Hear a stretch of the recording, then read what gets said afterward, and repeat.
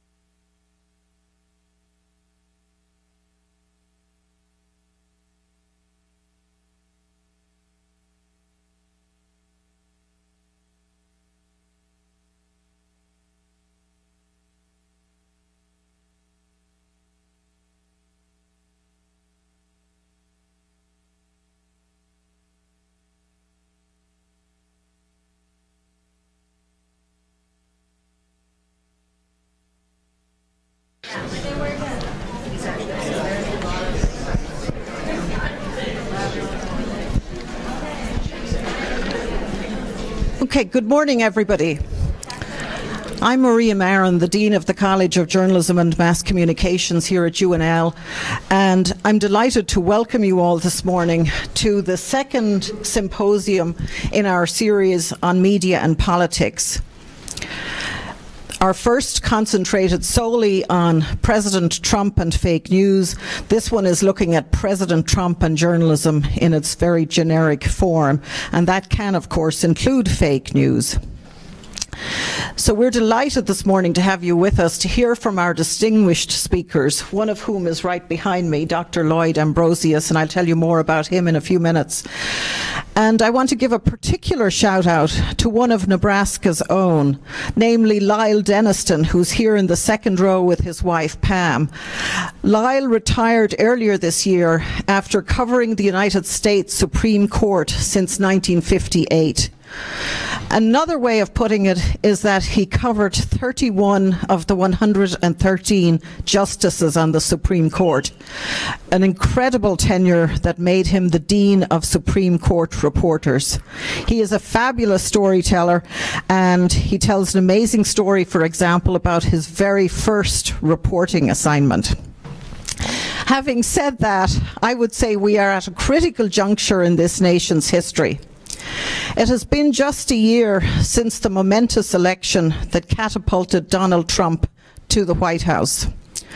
The president has tried to eradicate more than 200 years of history since his inauguration in January.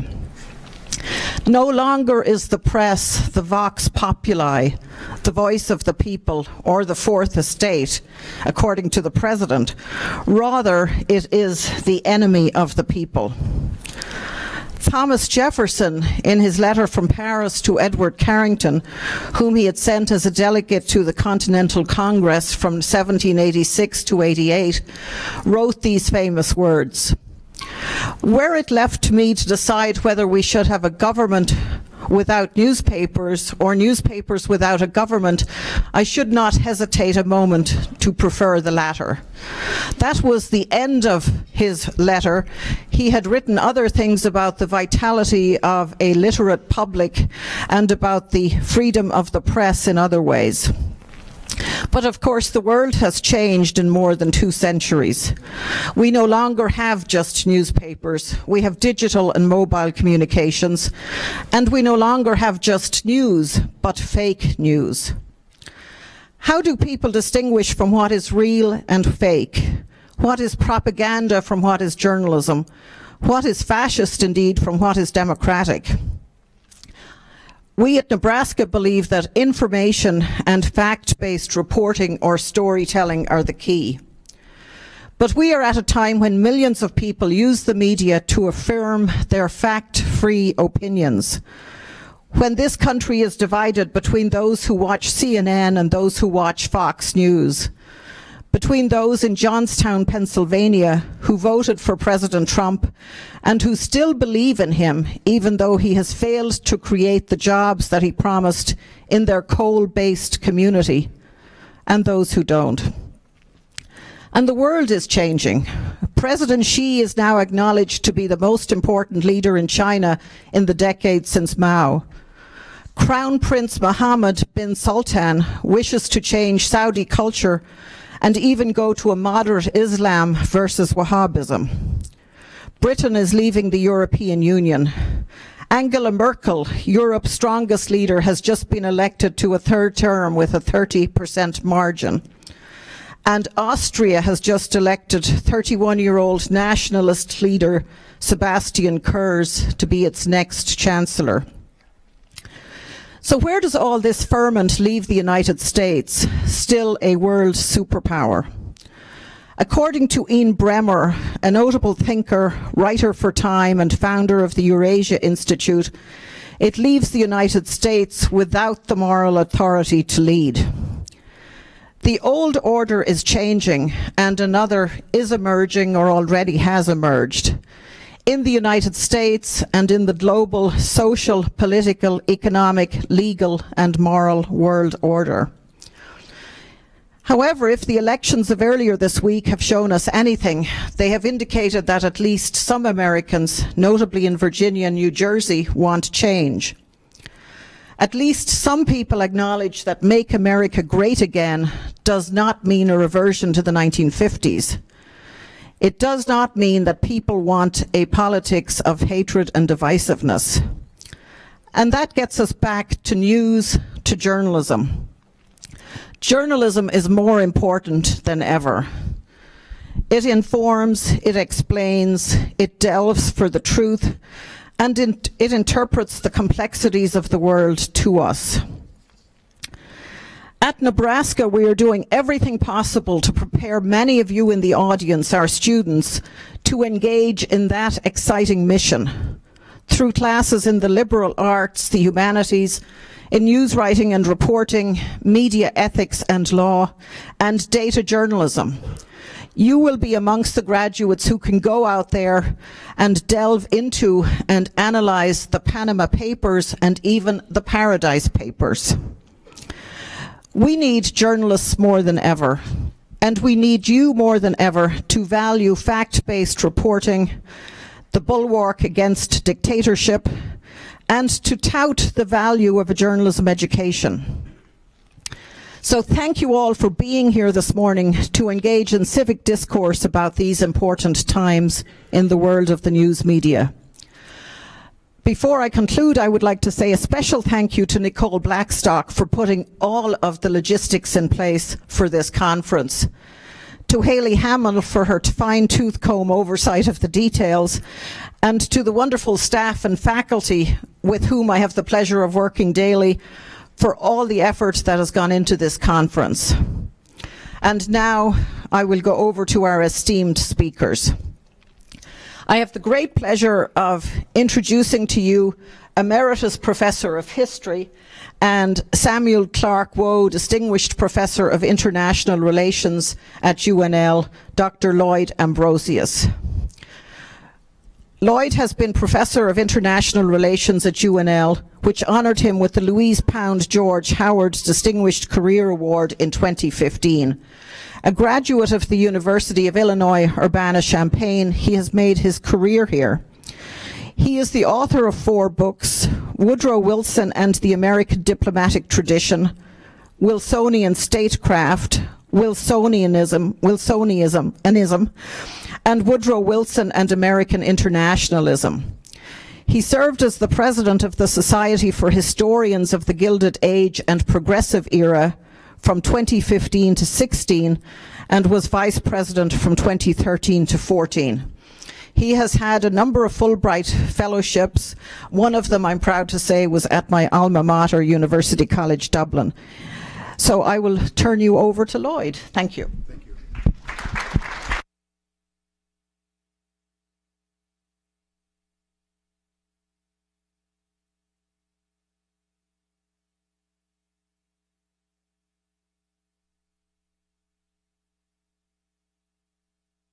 We'll remember to turn that on, as I was reminded that I should do.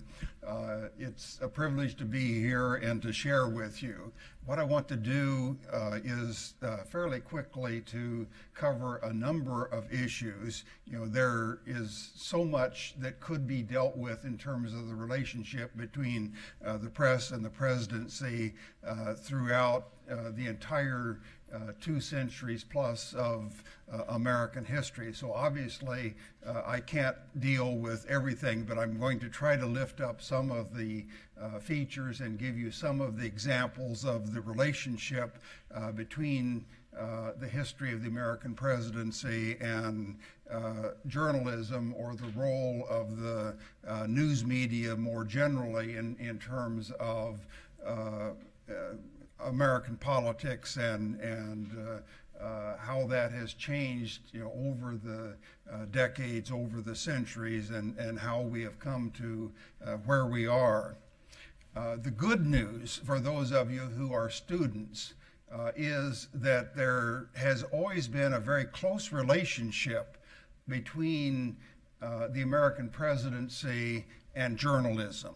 You know, it's hard to imagine how American presidents could have operated without earlier newspapers and magazines, later on other news media. So that's the good news for you. If you are in journalism, if you are interested in American presidents, you obviously are in a field where you are going to be among many who are interested in American presidents.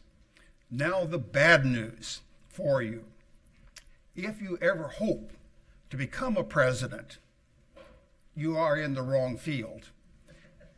Journalists who have run for the presidency have never won. Horace Greeley established the New York Tribune in 1841. That Tribune would much later merge with the Herald and become the New York Herald Tribune, which was, of course, one of the major New York-based newspapers throughout much of American history. It ceased to operate in the way that it had for well over a century after television became much more important. So he's one example. Another example is right here in Lincoln, Nebraska, William Jennings Bryan. Bryan ran as a Democratic candidate for the presidency 3 times. He lost 3 times. One of the things that he did was to publish The Commoner, which was a magazine that was widely circulated. So, both Horace Greeley and William Jennings Bryan were involved with journalism.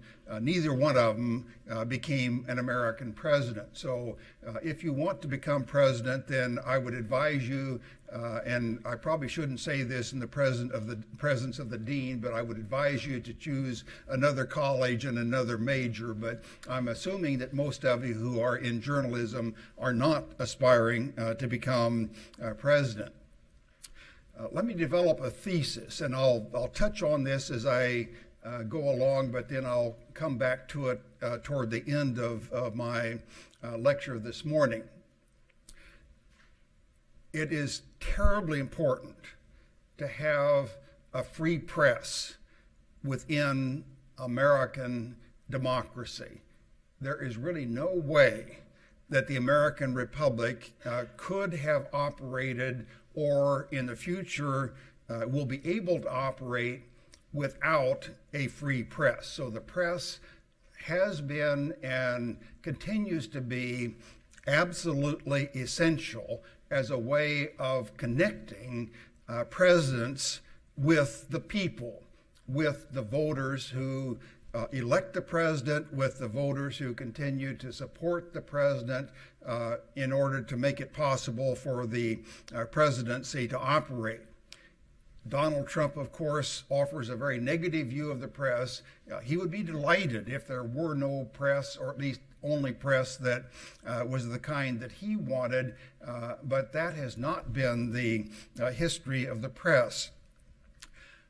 The press has been exceedingly important in exposing corruption or in reporting what goes on both at home and abroad, and that obviously makes a tremendous difference in terms of the success or failure of the president.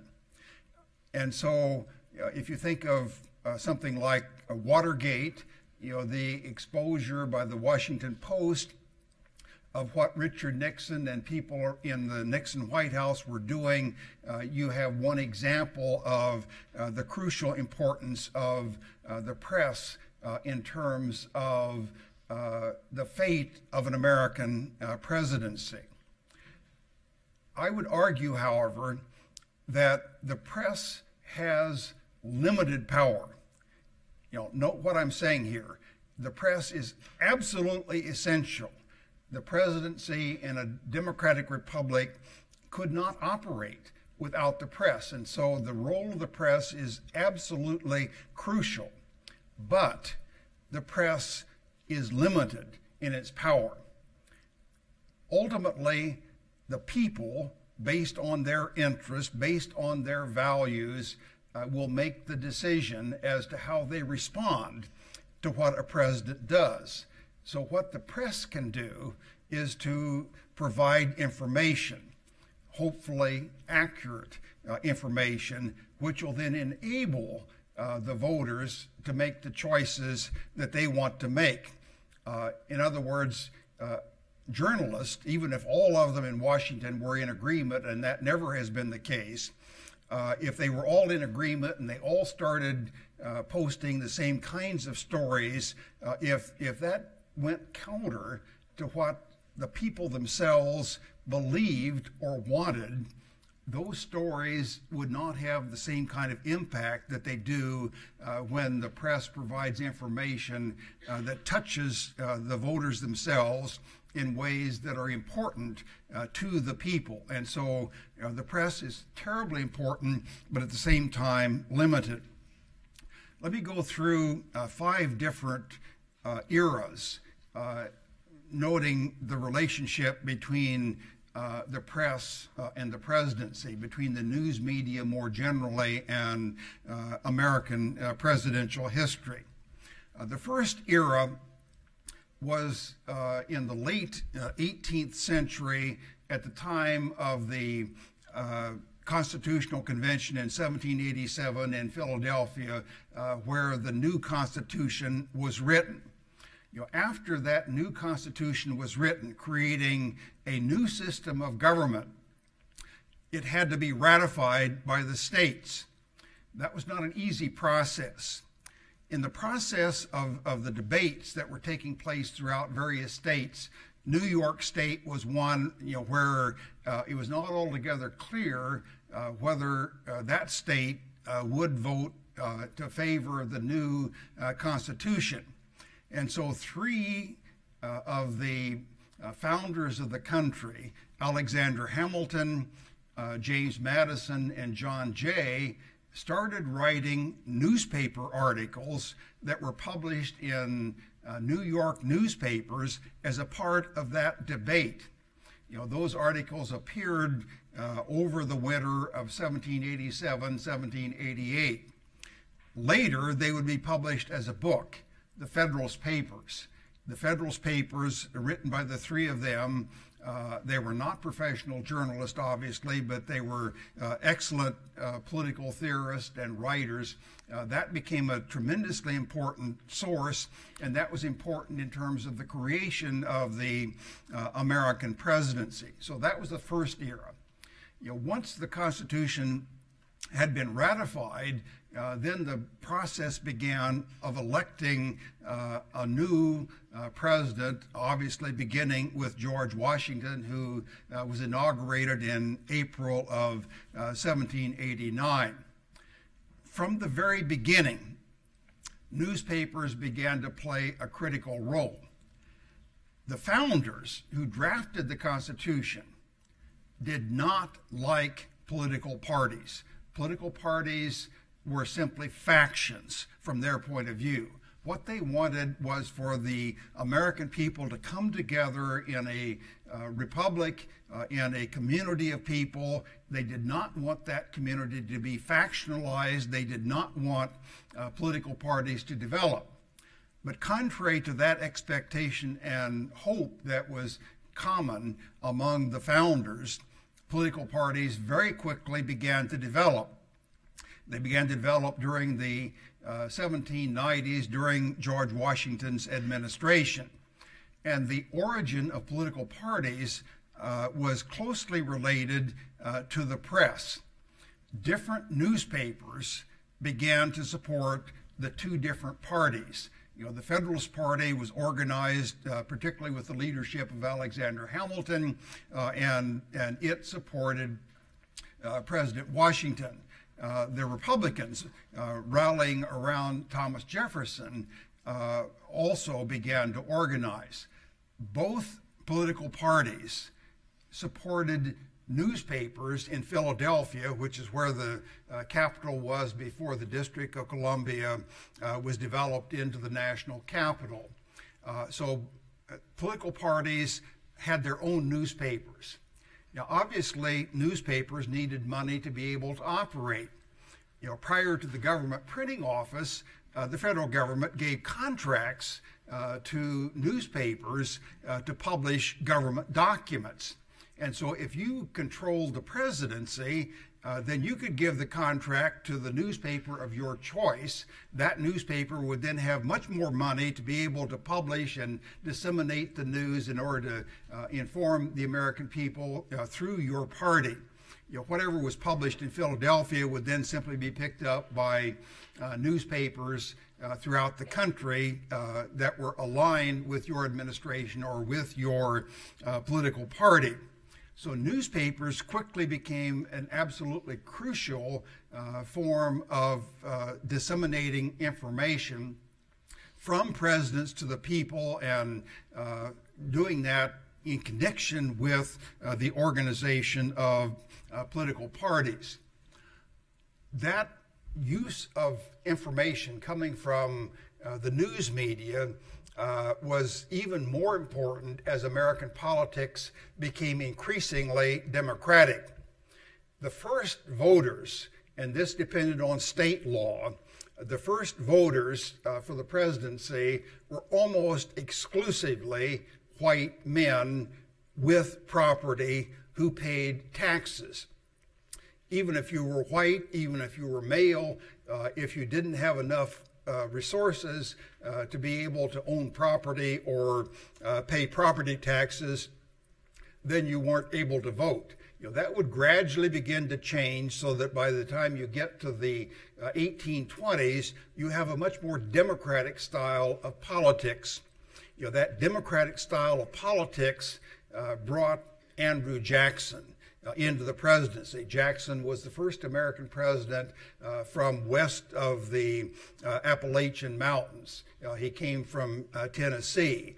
He styled himself as a Democrat.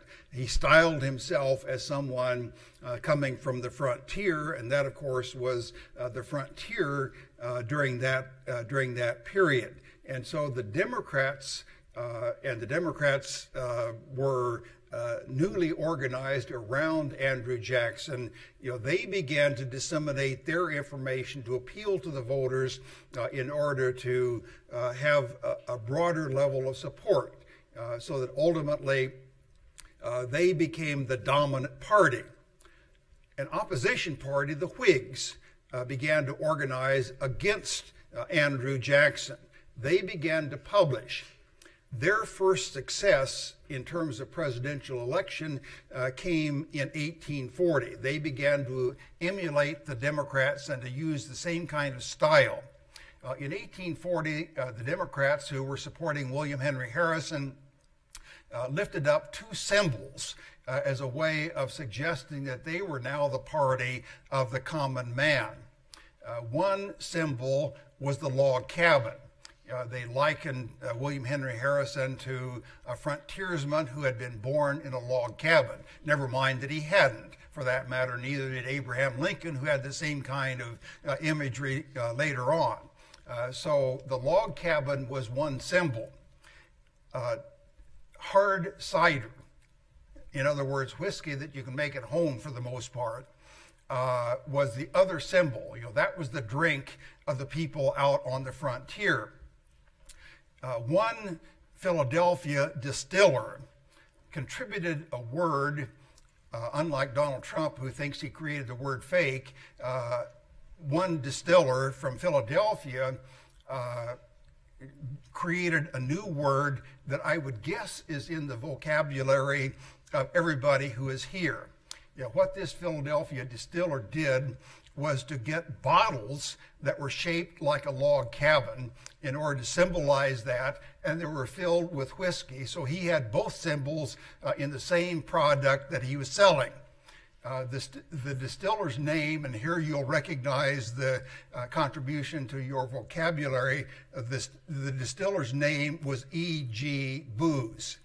So that word, that terminology became much more widespread later on. Abraham Lincoln, let me give you one example from his presidency, and this relates to Horace Greeley. Horace Greeley actually in 1840, before he created the New York Tribune in 1841, published a newspaper that was called Log Cabin. He supported the candidacy of William Henry Harrison. After Harrison was elected, he renamed that newspaper, and that's the origin of the New York Tribune. Abraham Lincoln, in one of the famous letters that he wrote, responded to a letter that Horace Greeley had sent him in August of 1862. Greeley was urging Lincoln to call for the emancipation of the slaves, not just defeating the South, but ending slavery in the South. Lincoln responded and said to Greeley in the letter that was published in the New York Tribune that his paramount object was to save the Union. He would do that by emancipating all the slaves if he could. He would do that by emancipating none of the slaves, but the primary purpose of his presidency was to save the Union. Now, what Greeley didn't know was that what Lincoln was planning to do was to call for the emancipation of the slaves, exactly what Greeley had hoped that he would do. But Lincoln did not want to do that until the Union had a military victory. When the first military victory in the Battle of Antietam came in September, right after that, Lincoln issued the preliminary Emancipation Proclamation, giving slave states an opportunity to stop the war. If they didn't, he said he would issue the Emancipation Proclamation, which he did then on January the 1st, 1863. Now note here the connection. Lincoln was communicating to the American people in the middle of the war his position through the New York Tribune. The press was obviously important in terms of disseminating information. By the end of the 19th century, a different kind of press began to emerge, less tied financially to one or the other of the political parties. A kind of professional journalism began to develop. It was not necessarily the highest class of journalism, but nonetheless, it depended on the sale of newspapers. Joseph Pulitzer and William Randolph Hearst, both of them major newspaper publishers, obviously were enjoying success. They became known in the context of the 1898 Spanish-American War as yellow journalists, and that's why I suggested that maybe they weren't the top quality of journalists, but they were playing a critical role. Now, what they began to point toward was the importance of the news media, newspapers and magazines also, that were not necessarily affiliated with one political party or another. Or if they were affiliated with one party or another, it was at the choice of the publisher. In other words, it wasn't the party encouraging the creation of the paper by way of giving government contracts to that particular publisher. It was the other way around, where the publisher might have a political orientation. The newspaper might favor, in the late 19th century, the Republicans or favor the Democrats, and so you had an independent press. By the time you get to the early 20th century, you enter the era that Doris Kearns Goodwin has called the golden age of journalism. She has a book that came out in 2013, The Bully Pulpit, Theodore Roosevelt, William Howard Taft, and the Golden Age of Journalism, which won her the Pulitzer Prize. If you want to look at how early 20th century presidents began to interact with the news media, this is an excellent source of information. American presidents began to realize by the end of the 19th century, and then certainly during the early 20th century, that their success depended on the press. And so Theodore Roosevelt especially began to court the press.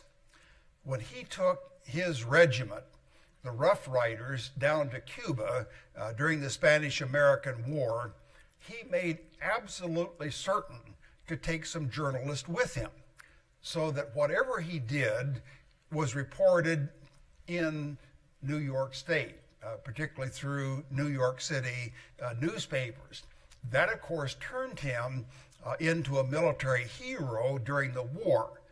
That enabled him, when he returned after the war, to run for the governorship of New York. Not everybody in New York necessarily wanted him to be governor, so you had a lot of Republicans in New York who began to lift up his name for the vice presidency as a way of getting rid of him from New York. He was then added to the Republican ticket with President William McKinley. They were elected in 1900, and then Roosevelt became president after the assassination in 2001 of President McKinley. What Roosevelt did was to welcome the press to the executive mansion, which then became known increasingly as the White House. That terminology was used by Roosevelt, and so what we think of in terms of the White House didn't exist. I mean, it existed as an executive mansion, but it didn't have the name White House until the Roosevelt presidency. One of the things that Roosevelt did was to create an office in the White House for the press, the first press room, so that journalists who had begun to congregate on the lawn around the White House could come in out of the bad weather. Of course, they appreciated that. That didn't hurt Roosevelt's public relations with the press. You know, they tended to like that and to like him. He also corresponded extensively with journalists, much more than most presidents ever have. Actually, William McKinley, before Roosevelt, had begun to recognize the importance of the press in a new sort of way. And so McKinley, in the late 1890s, began to issue releases of information, some handouts that were given to the journalist. I'm sure that none of you would ever be lazy when you become a journalist, but some journalists have been. And so when the White House would hand out a nice long sheet that would summarize what the president wanted you to know, some of the lazy journalists would simply take it, put their own name on it, or maybe change it slightly and send it on for publication. So McKinley began to be pioneering in that particular way. Roosevelt, of course, picked up on that and continued to develop that even further. William Howard Taft, who followed Roosevelt, had fairly good relations with the press, but he wasn't the same kind of gregarious personality. He wasn't the kind of person who went out of his way to maintain personal as well as professional relations with the press, and so he tended to suffer somewhat. President Woodrow Wilson, who defeated both Taft and Roosevelt in 1912, also, like Roosevelt, recognized the crucial role that the press played. Now, one of the new things that Woodrow Wilson did as a way of using the press was to give speeches in person to the Congress. The last president who had ever done that was John Adams at the end of the 18th century. No 19th century American president ever went to Congress to deliver an address. 19th century presidents would simply write what they want. The secretary at the Senate or House would read that out. The president would never go there. What Wilson began to do was to deliver addresses to the Congress, knowing that those would be covered. So that what he was really doing was appealing over the heads of the representatives and senators through the press to the American people. Wilson also established a new tradition of formal press conferences. He was the first president to hold regular, formal press conferences. Theodore Roosevelt, William Howard Taft, they had press conferences of a kind of informal sort. Journalists would simply gather in the president's office, and they would have a conversation, and the president would share information. But Wilson began to hold formal press conferences, inviting the journalists to come in, inviting them to ask questions. In 1913, 1914, he regularly held press conferences twice a week. He reduced that to once a week in 1915, and then as the United States began to move toward involvement in the European war, he stopped holding those press conferences. Later presidents in the 1920s and ever since began to hold press conferences. Often these would be off-the-record press conferences. During the 1920s, the president who was in office the longest was Calvin Coolidge, known as Silent Cal. He was notorious for not saying very much. Alice Roosevelt, Theodore Roosevelt's daughter, once sat next to Calvin Coolidge at a presidential dinner. She told him during the course of that dinner that she had taken a bet with someone who said, "I will bet you that you can't get President Coolidge to say 3 words." And she was convinced that she could, so she told that story to the president. He turned to her and said, "You lose." So she didn't get her 3 words out of him during the entire dinner. Now that's the kind of probably apocryphal image of Calvin Coolidge. The fact of the matter is that twice a week throughout his entire presidency, he was holding press conferences that were off the record. I mean, they were so much off the record, and journalists honored that to such an extent that historians did not know that he even held those press conferences until the 1970s, when somebody in an archive in Amherst, Massachusetts, decided to open a box that was there and had been there in the archives for decades. They had no idea what was in the box. They opened it up and found transcripts of all of Coolidge's press conferences. So we then learned he wasn't quite as silent as we thought. He simply spoke off the record, and that was honored to such an extent that even in what was published, there was no hint that this was coming directly, the information was coming directly from President Coolidge. So newspapers then obviously were tremendously important. By the 1920s and 1930s, the third form of media became increasingly important. Radio became new.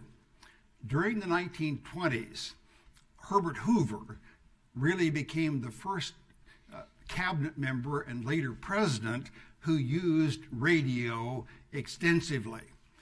Far more known is the role of radio during Franklin Roosevelt's presidency. He began to offer what were called fireside chats. He would simply speak in a conversational tone to the American people over radio. This was in the midst of the Depression. Most people by this time had radios, and so they could listen directly to the president. So radios became a new source of information that was disseminated widely. News was also broadcast over radio, and so radio became important during the decade, particularly of the 1930s. After World War II, the fourth era began, and that was the television era. The television era really began in 1947. Many of you are probably have heard that Meet the Press just celebrated the 70th anniversary. It was one of the very first of the broadcast of news, and that was the very first when television became important in the dissemination of news about the presidency or about anyone else. Later on, the networks obviously became increasingly important. During the decade of the 1950s, more and more Americans began to buy television sets. By the time that you get to the 1960s, almost all American families had television sets, and so television news on ABC, NBC, and CBS now became a major source of news, displacing radio as a critical source of news, and also increasingly displacing newspapers and magazines as a source of news media. Television was critical in terms of the way American voters perceived, particularly of the civil rights movement. Many people outside the South began to see what was happening in the South in a way that they had not been able to understand simply by reading newspapers. But when some of the demonstrations and some of the abuse of African Americans was witnessed on television news, that began to reshape the way people responded. Lyndon Baines Johnson, when he called for the Voting Rights Act in 1965, obviously was picking up on what people had already seen in terms of the march from Selma to Montgomery, and so television and what was happening in the civil rights movement, what the president was capable of doing, was crucial. Now here, let me go back to my thesis and make the connection. What was happening was that the American people were now seeing through television what was actually happening, and that gave the political base in Washington for Lyndon Johnson to secure passage of the Voting Rights Act. He had done a similar thing the previous year with the Civil Rights Act of 1964. It was not simply that the president used the media, although Johnson was not at all hesitant to do that, but that the American people now began to respond, and the president could build on that and then turn to the Congress, and the Congress would be forced to respond to the American voters. By the 1990s, the cable television networks began to emerge, and so that began to create a much larger variety of television coverage that also contributed much more to the fragmentation of American news. One of the realities that we experience today is that everybody tends to watch whatever news fits his or her opinion already. And so if you style yourself as conservative, you probably watch Fox News. If you style yourself as liberal, you probably watch MSNBC. We don't watch the same news. And that, of course, helps to fragment the American people. So the television era began to change.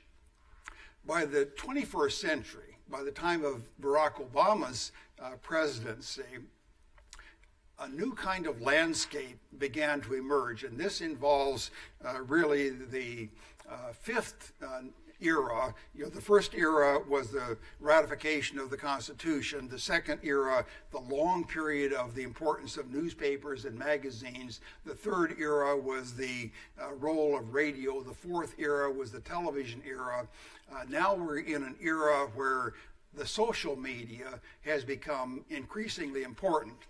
Even before that emerged as important as it is today, most Americans began to get their news in a different sort of way. During Obama's presidency, the Pew Charitable Trust did a survey to find out where Americans got their information if they were particularly well informed. So it was a two-stage poll.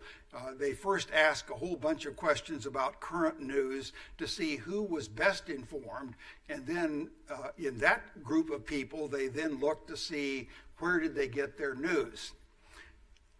None of the people got news from print newspapers. Two of the major sources, however, were the online versions of the New York Times and the Washington Post. The NewsHour on PBS was the one television program that was used by people who had the most knowledge about the news. News on public radio was another source. So radio came in with one source, television with one source. The fifth source of news for the people who were best informed was The Daily Show with Jon Stewart. So people were now beginning to get news outside of the so-called news media. That kind of trend has obviously continued in very recent times. The news that a lot of people rely on comes from Facebook. In other words, it doesn't rely on the kind of standards that are taught in outstanding colleges of journalism.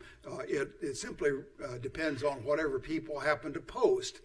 And that has become exceedingly important.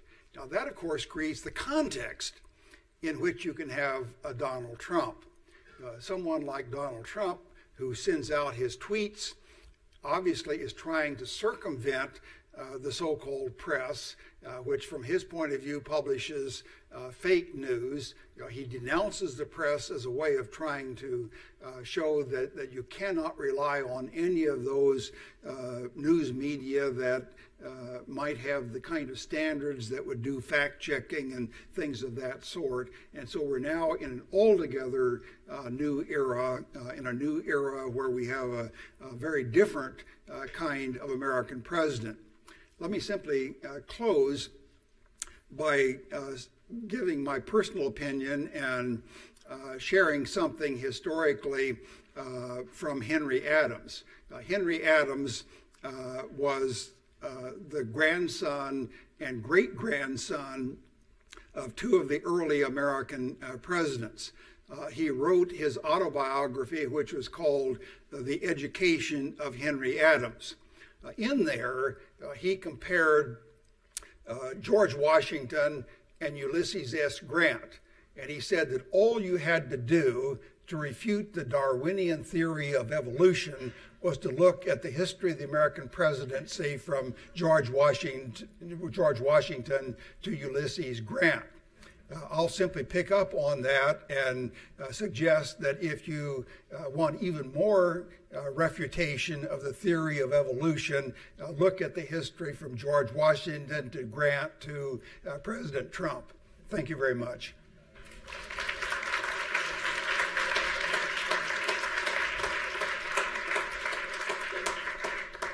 Hi, how are you? Good to see you. Good morning, everybody. I'm Barney McCoy, and we're going to take a very brief 10-minute break. And Emily Ingram from Huffington Post, well, she actually has a new adventure to tell us about, but recently of Huffington Post will be our next guest this morning, talking about news products in the Trump era. We'll be right back. Well, thank you.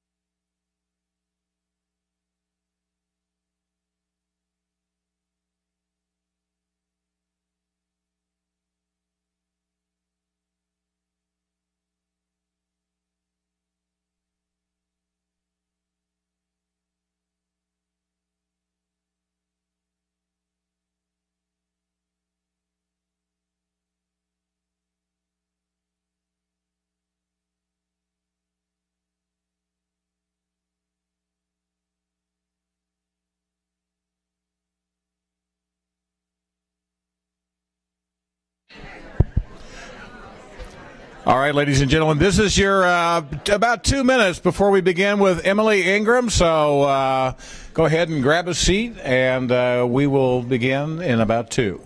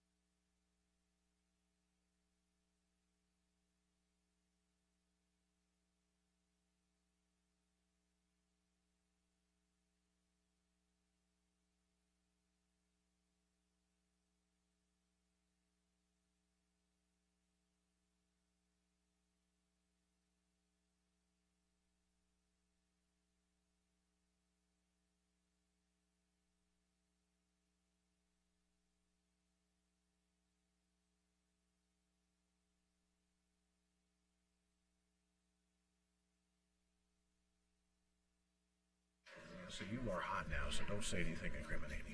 Got it.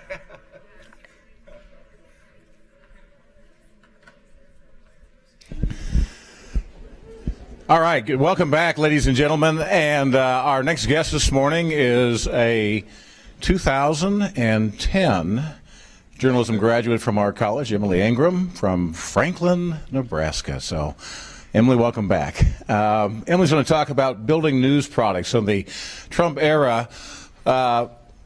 Professor Ambrosius just talked about the history, the checkered history, if you will, of the relationships between the White House and journalists across the centuries. And he concluded his comments today by talking about the use of media and the press in an era where we no longer have to be confined to the information that is being contextualized for us by the traditional news media.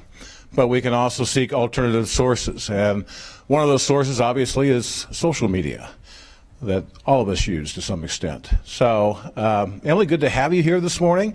Emily was with the Washington Post, most recently with the Huffington Post in New York City, and correct me if I'm wrong, you actually spent some time out on the political campaign trail this past year. Weren't you doing some stuff out there? I did. I've worked on some political projects, but I didn't. We did have, and I'll talk about it in a bit, a really awesome listening tour that they sent a bunch of our journalists out on that came through here. Actually, they had a forum here. If you guys went to a forum about the future of food in the past 3 or 4 weeks, you may have been at one of our events. Fantastic. So great to have you here this morning. One more note, we'll have about a 15-minute coffee break after Emily's comments this morning, and then Gus Hurwitz will join us from the UNL Law School. Ladies and gentlemen, Emily Ingram.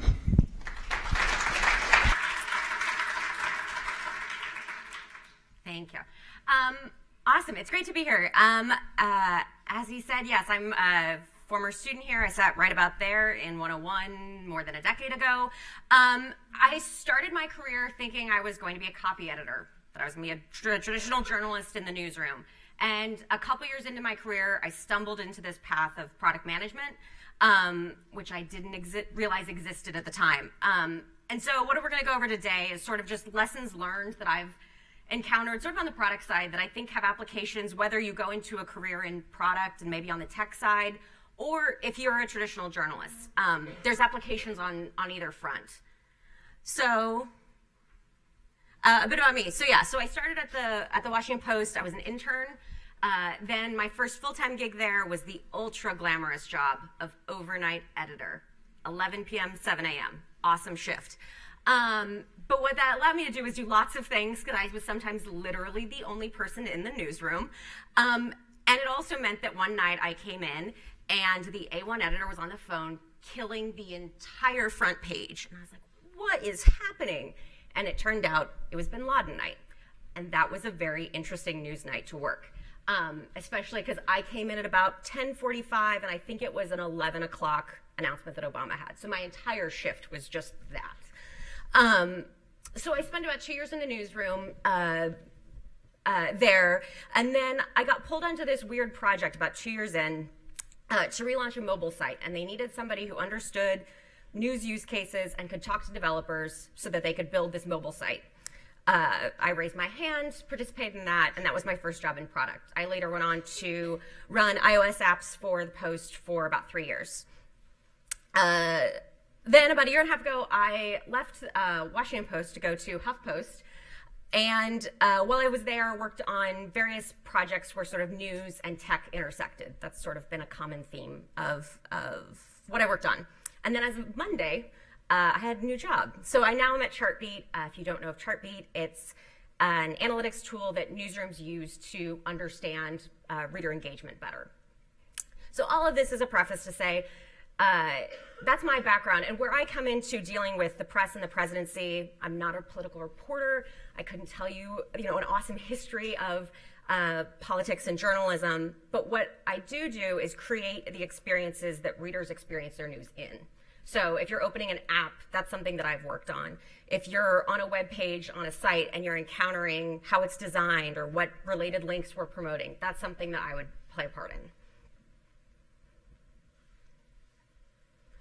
So the first big lesson, back one, that you learn on the product side is knowing your audience and anticipating their needs. Part of product management is trying to find user needs and fill them.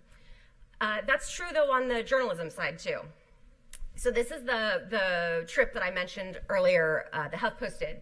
So they went to 25 cities around the nation this year, Odessa, Texas, Casper, Wyoming, St. Louis, Missouri, and they sent a ton of journalists there to go and hear people's stories, what their hopes were, what their fears were, concerns. It wasn't necessarily for any particular story, but really just to get a better sense of the tenor of what people were feeling out there.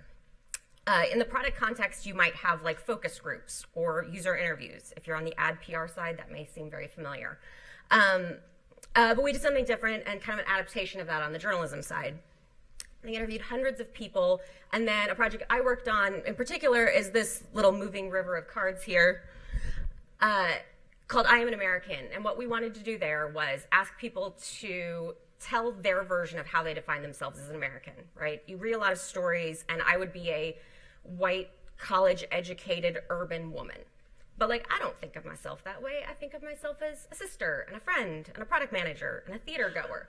And so we wanted people to tell those kinds of stories. So we gave them a project where they could log into this, or they could go into the site, see what other people have kind of identified themselves as, click a button and make a card, share it on their social network, and then have their friends also do that. So it was a fun sort of online social extension of what we were also doing in real life with journalists. Another tool that I think is interesting that newsrooms are using, The Guardian has these surveys that you'll sometimes encounter in their stories. The way they use them is if you're reading a story about, let's say, Trump in North Korea. A lot of people, not exactly experts on that topic. So what they want to know is, all right, is our writing hitting the right point of understanding with our readers? Are we talking over their heads? Is it being too simplistic?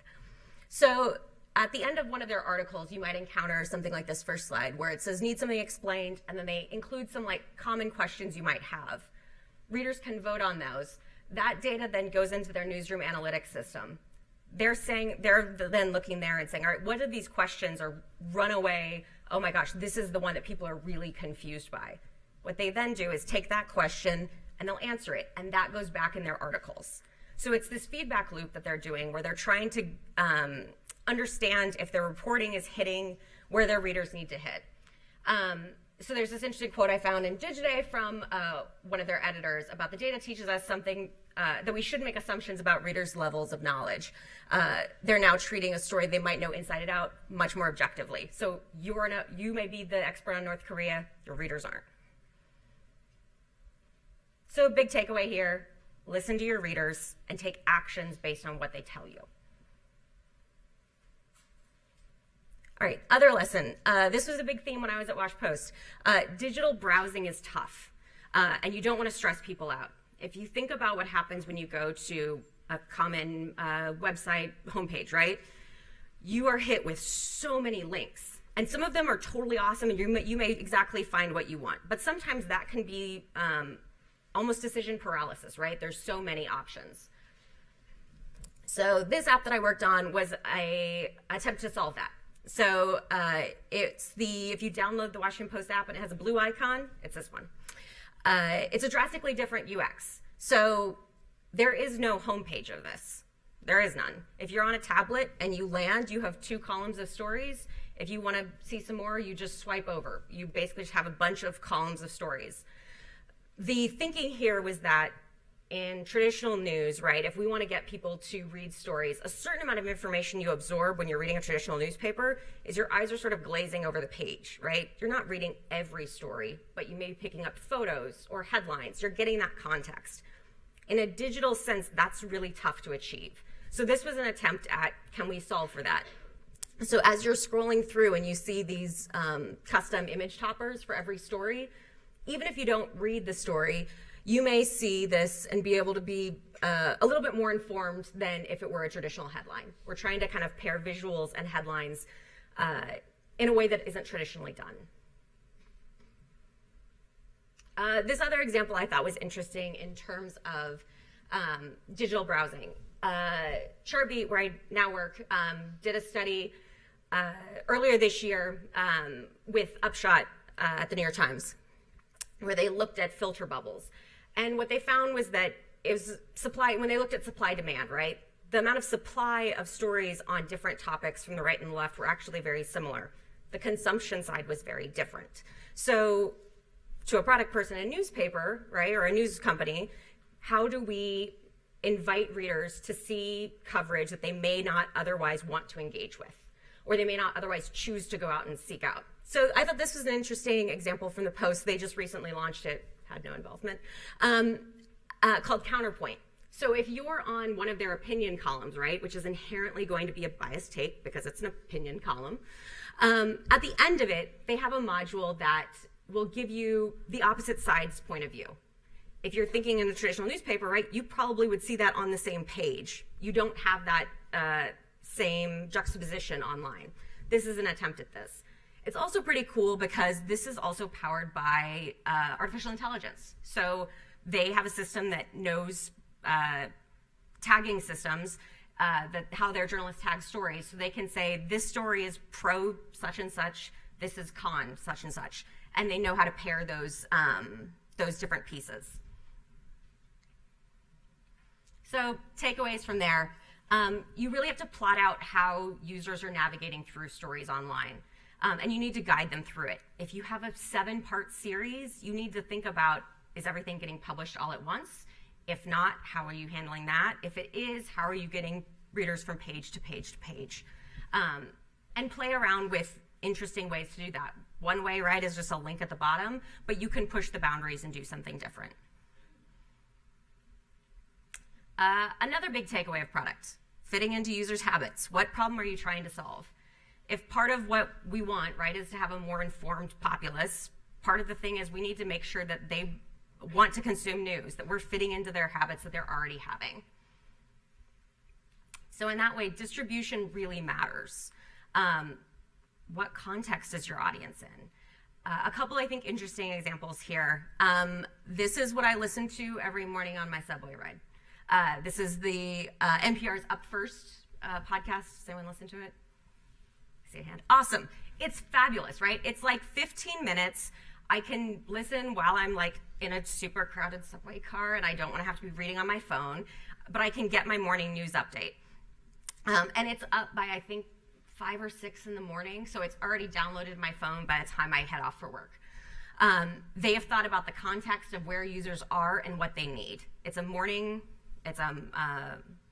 day parted thing, right? It's giving me the update of what I need to know. It's fairly short, it's 15 minutes, and it's audio and something I can download so I can take with me if I'm walking the train or on it.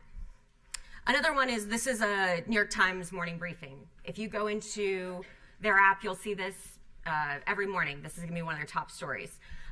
They're trying to drive habit here, right? That in the morning, maybe you're kind of rushed for time. You can't maybe read 15 stories, but you might want a summary of a lot of those. So you can read one briefing and get sort of up to date.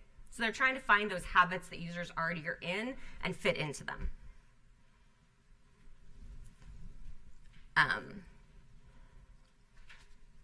This other thing, adaptive journalism. If you've heard people from Washington Post talk about this, you will have probably heard this term. It was a popular one for us. It's all about making sure the journalism you're doing works on the platform that it's on. An interesting example, it's not political, but these guys are like the best, and it's one of the best examples, I think, of it. Capital Weather Gang does weather forecasts, right? If you live in DC, I guarantee you this is like where you go in the mornings, because they have amazing forecasts. Because what they've thought about is, what do people need to know? They'll tell you the exact breakdown in the morning. If there's a Nats game coming up, they do a Nats cast, Nationals cast, to say, is it going to be raining? Is it going to be really cold? They'll do, as part of this, when it gets into inclement weather, they'll start saying, what's the likelihood of the federal government doing telework days? That's really important in the DC metro area. So they're thinking about their users, calling out that information. What's really awesome is this is the digital presentation, right, of a written through forecast. They also do it as an audio thing. So in the morning, you can say, Alexa, what's my morning weather briefing? And you get Jason Samnow telling you what the briefing is if you want to get it in audio form instead of written form. So they're kind of adapting what they're doing to maximize distribution. And while this is a weather example, right, it can translate to politics too. We want to make sure our most meaningful journalism gets to its audience. These are ways to do that. So if you build it, readers won't just come. Back in the day, right, journalists wrote stories and then somebody else took care of getting it to people. That's no longer the case. You have people either in news or in tech who are thinking about these problems and having to solve them. So if you're a journalist, plan out distribution early and involve these people in your discussions. It shouldn't be something you just tack on at the last minute where you're like, oh yeah, what's the promotion plan for this? You gotta start thinking of that earlier. Data can make us and our stories better. I'm a big believer in this one. Data can help in all sorts of ways. A/B testing of headlines. So this is something that actually Chartbeat Right Now Work does, where you can enter up to 5 headlines, and our system will then try to, in a very short time, predict which one's the best, or figure out which one's the best one. And it does it not just based on click happiness, right? Because if you click through to on a headline and then you immediately hit the page and you're like, this isn't what I wanted, and you leave, that's not hitting anyone's goals, right? So what it takes into account is reader engagement. So the headline that got people to click, but then also stay and read. So those sorts of things are important. This is one of the tools, and that sort of nuance that you have to take into account is important. With data, you can personalize acquisition methods. So by acquisition methods, I mean email newsletter signups, subscription prompts, right? We need money to fund great journalism. So part of the tech side's role is figuring out ways that we can best invite people to support our journalism. I think of acquisition like a dinner party. Let's say you have one, right? You've got some people there who are like your family, your super close friends. You've got some that are maybe your neighbor who you sort of know. And then your family has brought a friend who you have no idea. When those people come into your house, you won't immediately ask the person you do not know, hi, would you like to come for a weekly dinner with us? Because they'd be like, hi, I don't know you. No.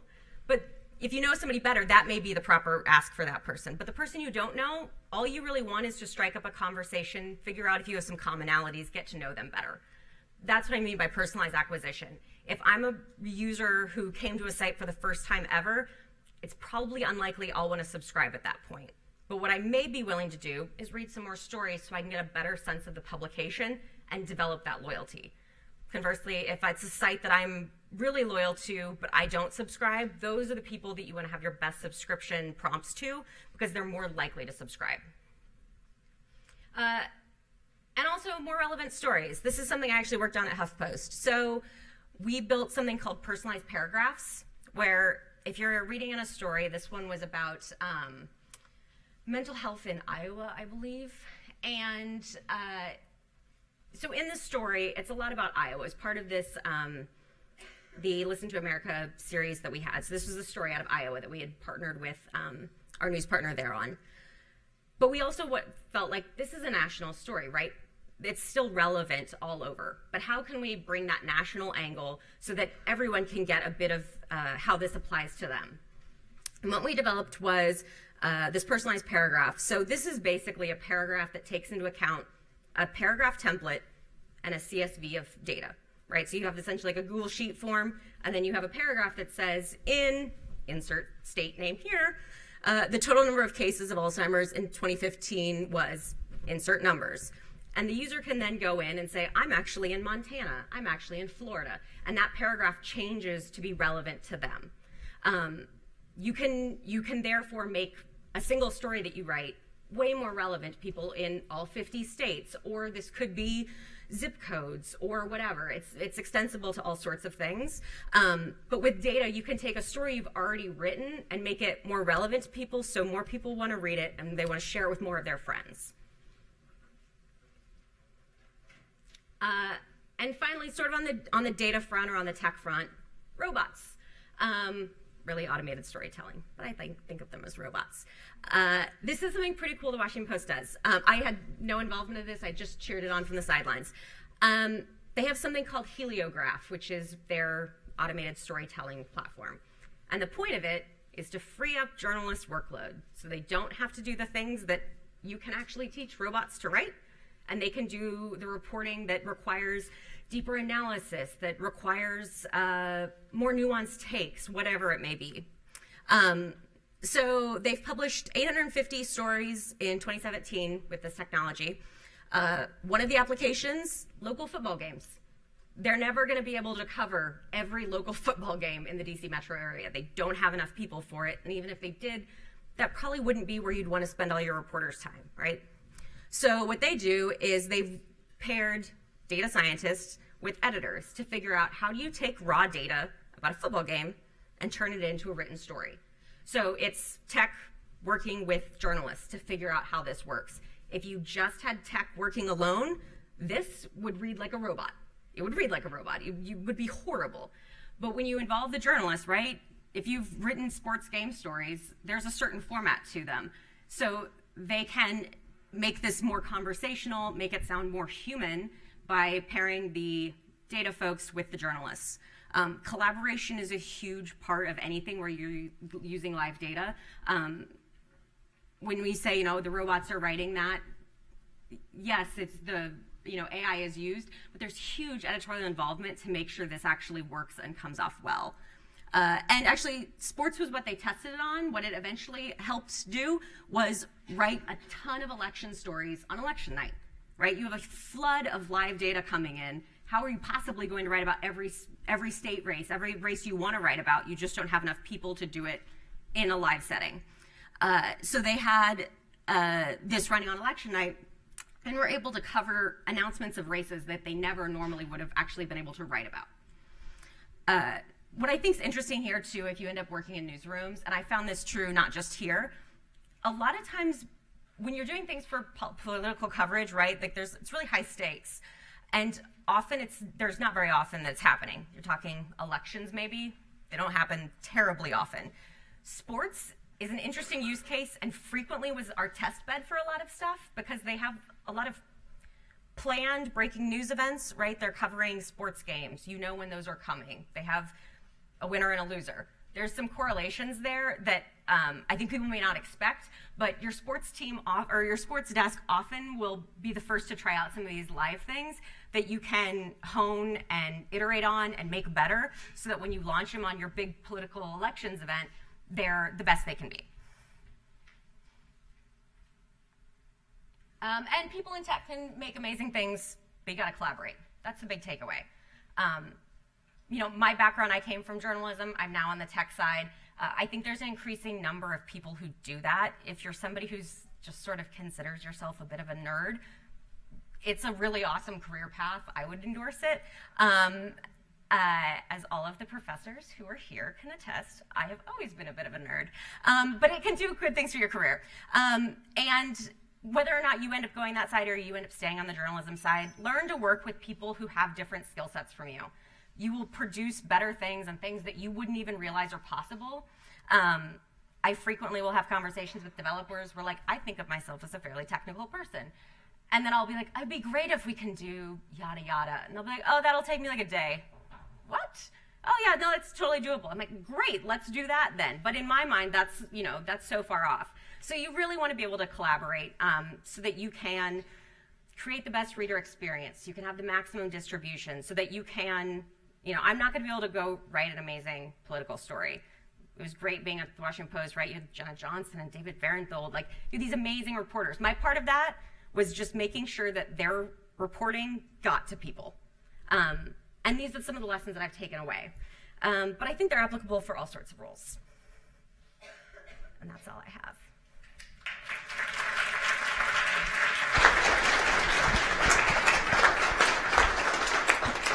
How are we doing on time? We actually have a little bit of time for some Q&A here. Just quick question, and we want to get your questions or comments if you have them for Emily. About 7 years you've been working in the product side of news packaging for consumers. 3 biggest revelations to you in that period of time.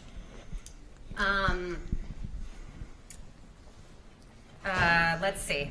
Design matters. UX. If you think about your favorite apps on your phone, Spotify, Netflix, that's probably a lot of them. If you think about like how easy it is to navigate that, and you're like, oh, this is so natural. Achieving that and actually building it is so difficult. The difficulty of UX, I think... user experience. Yeah, user experience, sorry. So like how you move about an app. I think my biggest takeaways, I think it's so much fun to work with developers. My first meeting on the mobile web project that I had, I was told by Corey Hike, if you guys follow Mike, the news outlet, she's publisher, strategy person, I don't know what her title is. She had told me, you're gonna have this super introductory meeting, just go and talk with these guys, they're working on this project. I'm like, sure. And I went in and they were like, here's 20 questions that we need answered because we desperately need to build this thing and we don't understand news. And I was like, oh, okay, I can answer those questions. But then in talking with them on other things, totally over my head. But we learned to kind of meet in the middle, right? They learned when I said byline what I meant by that. And I would learn if they were talking about APIs, what they were talking about. And that just comes with time. And then something just weirdly technical, anytime you see a timestamp on a story digitally, that's like the most difficult thing to do. Time zone differences, difference of things. It's interesting, I think, the things that you think are really difficult and the things you think are really easy, it's usually flip-flopped. So like timestamps on things, there's tons of logic in those. Things that we didn't really have to think too much about even 10 years ago. Would you say that's correct? Yeah. And I think what's interesting, I think, is people's expectations of news, right? 10 years ago, 20 years ago, news competitors were other news competitors. We're living in a state, right, where when people are using your app, they're like, well, Netflix does this, why don't you? Well, Google does this, why don't you? So the competition, the expectations for digital presentation of news is so high because people are used to using digital for all sorts of things. And so that's, I think, it's really made people step up their game, but it's also what's really difficult. Questions? I can run the mic out here. Yes, the gentleman in the front row has a question or comment. Yeah, you were talking about automated news writing, artificial intelligence to free up journalists' time. But if these stories are being written by an AI, what is feeding the AI that information with which to write the article? Super great question. So in the case of the sports story, I think there's some sort of a sports feed, right, that we have from, I don't remember where, but somebody has live data, right? So somebody is compiling this and they probably sell it for some amount of a fee to whoever needs it. So you'll, as a news organization, say, I need live data or final data about a game. and you take that sort of data feed and then work with the journalists on like the template, similar to what we did with that paragraph, only in a way more sophisticated way. So you take sort of rules to say how to write a paragraph, and you take live data, and when you pair those together, you end up with something that can actually do entire stories. Roseanne Shannon from Channel 7, ABC, commented recently. She said, you know, in the past, we had always to be aware of what our competition was reporting in context to what we might cover a story with and our resources. Now, a whole new world has been opened up by being aware of how social media is changing the reactive landscape in the news business. Did you see that? Have you seen that where you've been working at Huffington Post or certainly at the Washington Post before that? Yeah, I think it's interesting. Chartbeat's done some digging on this too, that the types of stories that do really well on different platforms. So Facebook is where a lot of really emotional stories thrive. But if you're looking for straight ahead things, you know, if there's breaking news, for instance, right when it happens, everyone's going to Google and they're searching for such and such shooting, such and such hurricane, right? That's where all the traffic is going. A day after, all the emotional takes, the columns about it, the first person accounts come out, and then you start seeing huge spikes on Facebook. So I think what's interesting and what I think is useful on the journalism side is to understand those user habits and kind of what people are wanting at different times, so that you as a journalist can say, all right, are we providing the kinds of information that we know users are looking for at any given time? And of course, all of this is up to your judgment, right? Data doesn't tell you exactly what to do, it informs your decisions. But I think if you're better informed by the data, you can know how you want to respond to the landscape of distribution and consumption these days. Historically, if you worked at the Washington Post, let's say 20 years ago, how were editors making decisions based on the audiences that they were reporting to? What was that feedback loop like then, and how does it compare to today? It's tough. I mean, I wasn't there, so I couldn't speak to it exactly, but I would imagine, right, it's going to be way longer. And I think there's now so many more direct, like, you can tweet at us, you can email us, you can write your response. There's so many more direct ways. But I think what's also exciting that we can do now, that you couldn't really, even if you're talking TV ratings, right, from back in the day, you didn't really know people were sitting in front of the TV necessarily, just their TV was on. I'm pretty sure Sad Nielsen used to do it, or does it. Now we can track how many times, like, we will know if people are reading that story, if they're actively reading the story, if they're scrolling down, right? Or if the tab's closed and somewhere else, we can know that in aggregate, not like people are, you know, looking at individual cases, but in aggregate we can tell that. And so I think that allows people to make more informed decisions faster. And I think too, like I remember when I was at the Post after my year of really awful hours, I did a year as a local producer, so I worked with our local staff. During that time, there were 5 different investigations into either city council members or the mayor at the same time, which was really fun to try to keep straight. It was like, which investigation? There was one guy with 2 investigations into him at the same time. It was a hot topic at the time. And so when there was an update on one of those stories, right, if I put it on the homepage, and it's an important story, and I start seeing that, like, no one's going to it, but I know it's important, it gives me a second crack to be able to think, all right, did I cast that headline in the right way? Is the photo that I picked, it's at a thumbnail size. Can people tell who that is? Maybe they can't tell the photo. And so you're able to take that data and think critically about it and say, is there something else I should be doing? And maybe recast a headline, phrase it differently. There's no one right answer to that sort of stuff. It's the art side of it. And by having that real-time feedback, I think you can up your game in ways that we couldn't have before. Yeah, this gentleman here, then I'll get to the back. Yes.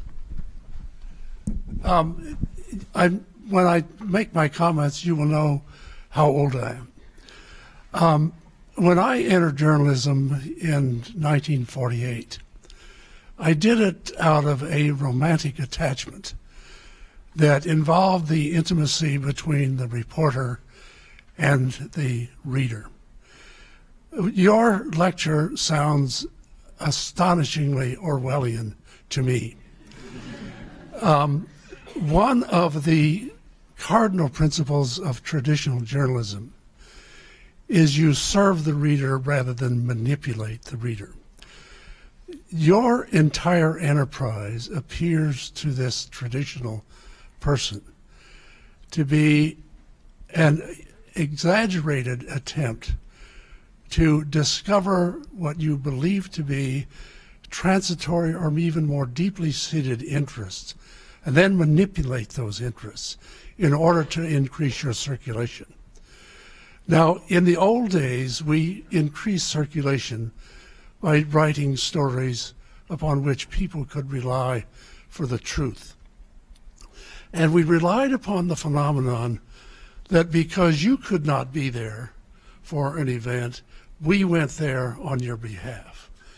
And we assumed what we did in response to that, in writing our stories and publishing our stories, we had your trust and your faith. Just as soon as you begin to suggest to the reader that we are taking what we know about you and we are manipulating the product that we are offering to you, you begin what seems to me to be an inevitable process of the destruction of, first of all, that intimacy, but ultimately that trust between the audience and the source of information. Now, I will tell you, I candidly understand why it is necessary in the business of journalism when we are losing readers by the droves. It is necessary in order to devise new ways in which you appeal to your audience. But I must tell you, Ms. Ingram, it is deeply disturbing to me to hear the degree to which you and the industry of which you are a part, what Tim Wu of Columbia University calls the attention industry, the lengths you will go in order to try to create, manipulate, to manufacture an audience that isn't there as a consequence of naturally occurring human relationships. Super easy question, guys. I think you hit on something that's true, right? With data comes great responsibility. I agree with you on that. I, however, think that with all of these things, right, the critical thinking and the ethics of journalism still apply no matter what your role is, no matter what kind of data you have coming into your company. I like to think, and people are free to disagree, right? But I think that, like, I haven't been there in a year and a half, but I think the Washington Post is like a great place. They're super technically advanced. But then I also look at the journalism they're doing these days, and they are killing it. Like, they're doing such great reporting. So I don't think that that the data makes us worse at things. I think it makes us better. And if you make the wrong decision, yes, you can go down bad paths. I think what's important is journalism education and internal ethics and all of that exists at newsrooms that needs to continue. I think the data and the technical advances, hopefully, you know, if I used to be looking at a print paper, there may be a story on C6 that I actually would be really interested in. But if I don't get to there, I'm not going to be able to enjoy it.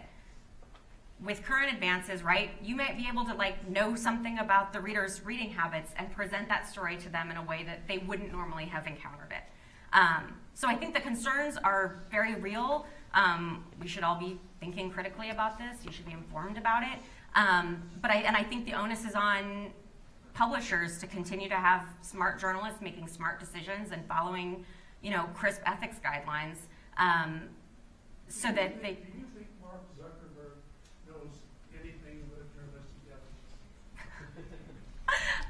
Can't say I know the. That's a serious question. Seeing what he has said over the last month to 6 weeks about the content of what is delivered on Facebook, do you think he has even the remotest outside notion of what journalistic ethics is all about? I mean, I don't know the guy, so I can't speak to that. So take just this public question. I don't think it's fair for me to comment on that one. And I think that, at least in what I can influence, right, in looking at what I try to do day to day is make the publication I work for, or clients who use technology, that they can make the best decisions possible. And that's kind of where I focus. Let me, I think we have time for maybe one or I want to go to Sue, and then Gary, I will come to you. Emily, mine is actually a follow-up to that question in a slightly different way. We all know that traditional newspapers have lost tons and tons of circulation. And so the choice may become, if you look at the flip side of that question, are readers looking at the news at all? Or are people like you helping them at least find stories like the Washington Post stories?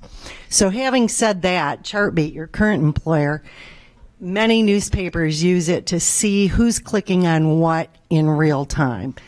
How do the editors at places like the Washington Post safeguard from overreacting to, okay, the most clicks are this story, which is, really trashy, but that's not going to go at the top of our homepage? I think there are safeguards. Can you talk a little bit about that?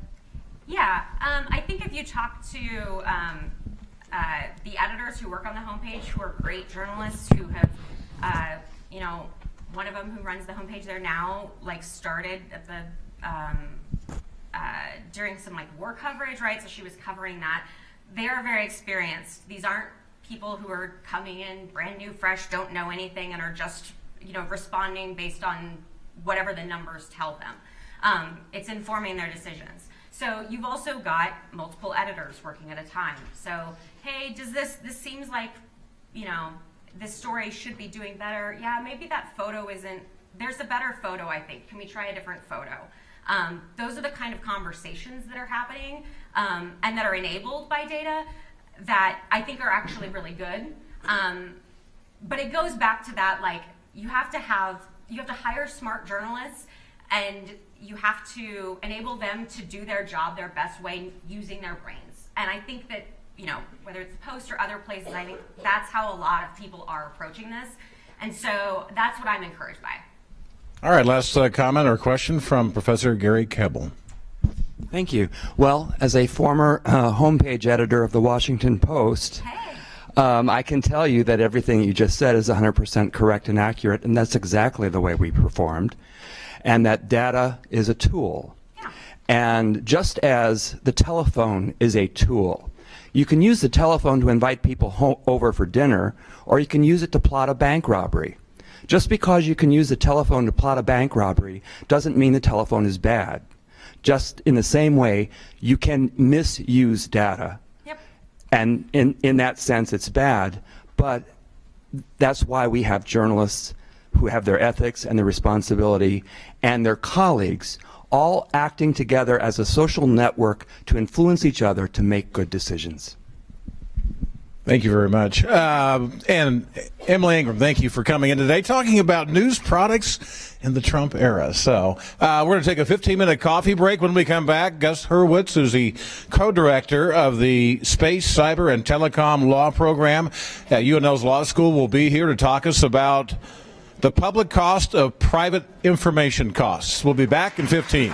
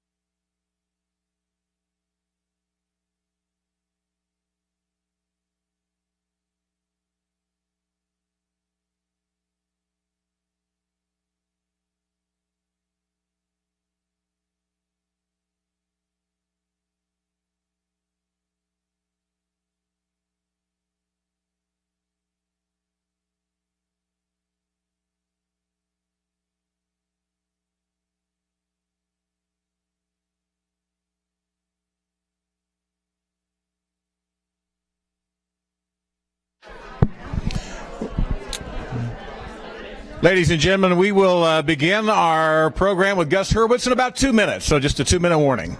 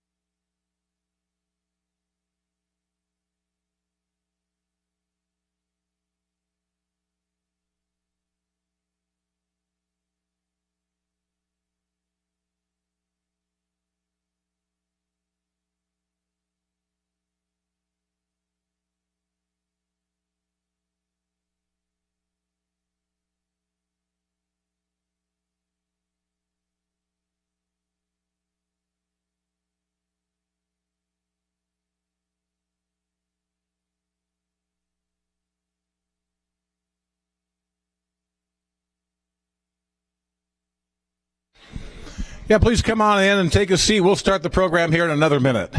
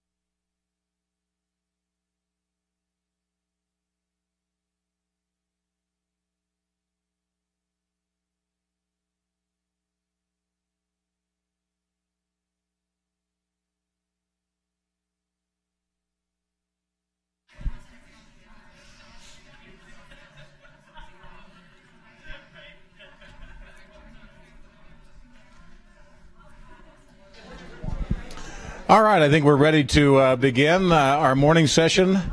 Gus Hurwitz will be with us here just momentarily. Just some programming notes. After Gus's presentation and conversation this morning, we will have lunch. Will be served roughly between 11:45 and until 1 o'clock, and then the afternoon part of today's program will resume. So I hope you're enjoying the conversation. Many more good conversations and comments to come.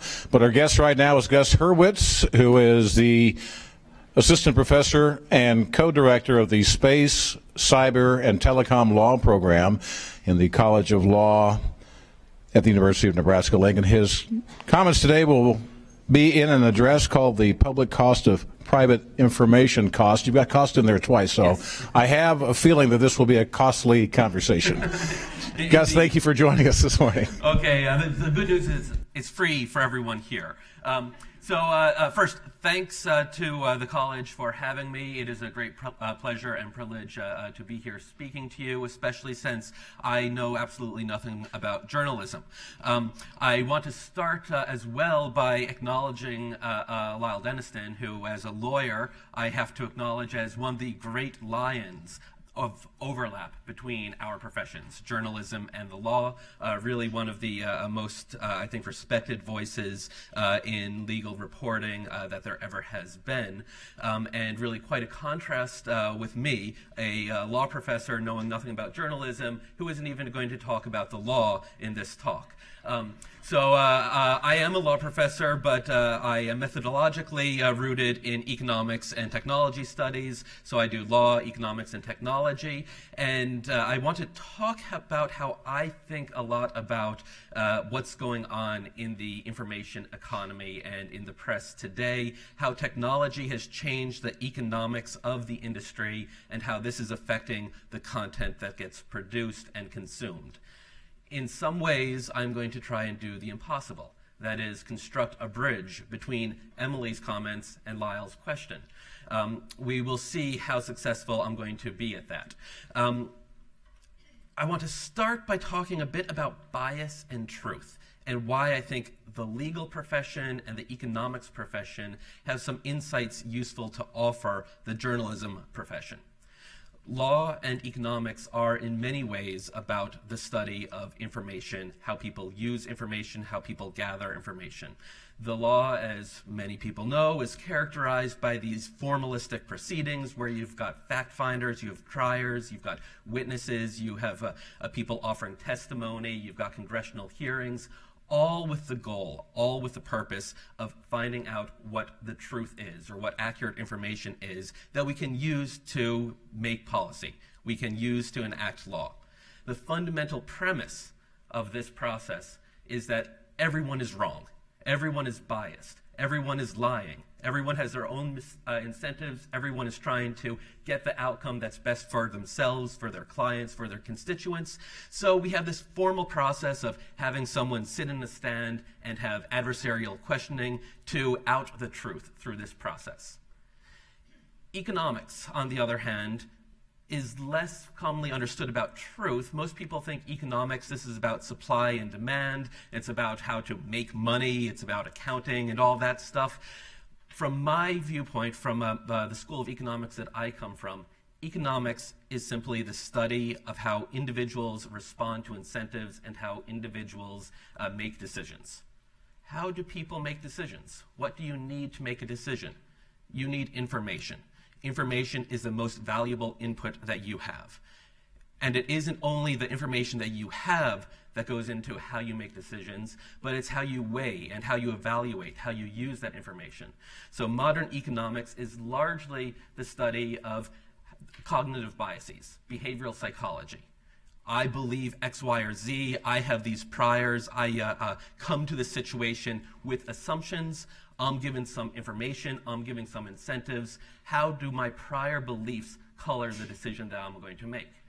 Both of these disciplines are about information, how people use information either at the private level, that is economics, or at the social, at the policy, at the public level, that is the law. Journalism sits between the two. Journalism provides information, gathers, collects, processes, distributes information that both private decision makers and public decision makers use. So this is a really interesting set of disciplines to look at collectively. As I say, I come to the college here as an outsider. I know very little about journalism as a field, though I would say I have a love-hate relationship with journalists. I do a lot of regulatory work. My primary field is telecommunications law. You might have heard about the FCC. You might have heard about something called net neutrality, very contentious, politically active topic, and I talk to reporters all the time about FCC-related work, about regulations, about stuff going on in DC, most recently about the AT&T Time Warner merger and whether or not Trump can force the Trump DOJ can force the divestiture of CNN, which doesn't appear to be actually what's going on at all, but I get calls from the press to ask me about what's going on with these regulations and these rules. I very, very often enjoy my interactions with reporters and the press. I generally find them to be incredibly curious, interested, diligent fact finders who really are interested in learning about what I have to say. On the other hand, I very frequently will talk to a reporter, spend an hour talking to a reporter, then I see the story that comes out and has nothing to do with what I said. It gets everything wrong, and I don't attribute this to malice. I generally attribute this to either editorial interference, someone who didn't talk to me, not understanding and altering the subtext of what was said, or the reporter having a bent that they're trying to get across, having a bias that informs and is reflected by the reporting. I will say that my greatest achievements when I've talked to reporters have not been getting my name in the Wall Street Journal or New York Times. My greatest achievement almost always has been to kill a story, to convince a reporter that whatever they're trying to write on, there's no there there. That they were fed information by someone else with biases, with their own perspective, with their own goal, and we spend an hour talking about this, and they realize, wait, someone's trying to play me. Someone's trying to get a story to influence the public decision-making process for their own private purposes. Public-private. I'll explain a bit more about what I mean by public and private costs in a couple of minutes. So what am I going to talk about? You might think I'm going to talk about the law, about the First Amendment. There are a lot of First Amendment issues in the background with our discussions today. That's not what I'm going to talk about. I actually want to focus on the description of this event. Media and politics, President Trump and journalism. The first question from, this is from the college's event page. How can journalists in today's political climate effectively cover the news while remaining transparent and unbiased? Got news for you. You can't remain both. You cannot be both transparent and unbiased. There's no such thing as being transparent and unbiased. Everyone has biases. Reporters have biases, readers have biases, editors have biases, advertisers have biases. Even the so-called neutral, artificial, intelligent, technological platforms that aren't human, don't have human emotion, they have biases in how information is presented, how stories are written, how information is selected to be given to consumers. Bias is everywhere. The goal of modern journalism is changing. My theme for you today is going to be that the job of the journalist needs to change from the historical, and when I say historical, I'm talking 20 years ago, the pre-internet understanding of journalism, of collecting, curating, gathering, reporting information in a fair, accurate, balanced, unbiased sort of way, and recognizing that journalists are no longer in the driver's seat of what information gets to consumers, what information gets to the public. Instead, the public's private interests dictate what information they're going to be consuming. This doesn't mean there is no role for journalists, however. There's no role for journalism. Rather, there's a much more important role for journalism. I'm going to be talking about this over the course of the next 30 minutes or so, but the punchline really is the role of journalism isn't to be unbiased, but rather to help the private consumers of information recognize and de-bias themselves. Very different conception of what your task is.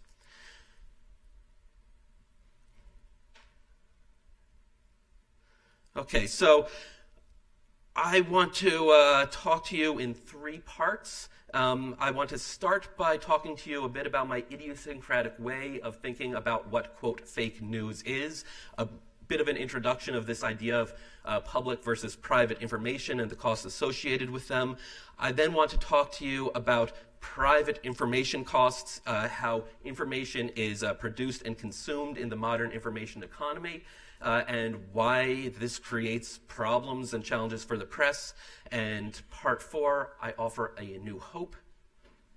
Oh, I wish that. Okay, thank you. Part 4, a new hope. I offer some thoughts about a path forward. Okay, so part 2, public and private information.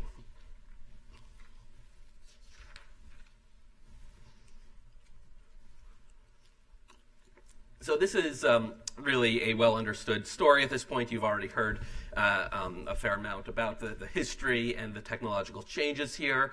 With the advent of the internet generally and social media in particular, individual consumers have displaced the press in determining largely what information gets produced and even more what information gets consumed. The press is competing with all sorts of non-press actors. Query, what is the press nowadays? This is a fundamental question, not just in your industry, but also for legal purposes. I will say a moment about the First Amendment. The First Amendment protects the freedom of the press. What does that mean? We don't know. Is the press a technology, or is the press an institution? Does the First Amendment protect the freedom of the institutional press to speak, or does it protect the ability of anyone with the press as a technology, which today means the internet, to engage in speech? There are long-standing debates about what the purpose of the First Amendment is in the context of, quote, the press. 20 years ago, how did consumers get information? You read the newspaper, you watched television, you listened to the news. We were starting to get an internet, but by and large, we relied on a gatekeeper. We relied on the institutional press. We relied on large groups of reporters organized under editorial directorship with capital backing their efforts in order to collect, gather, and produce and distribute information.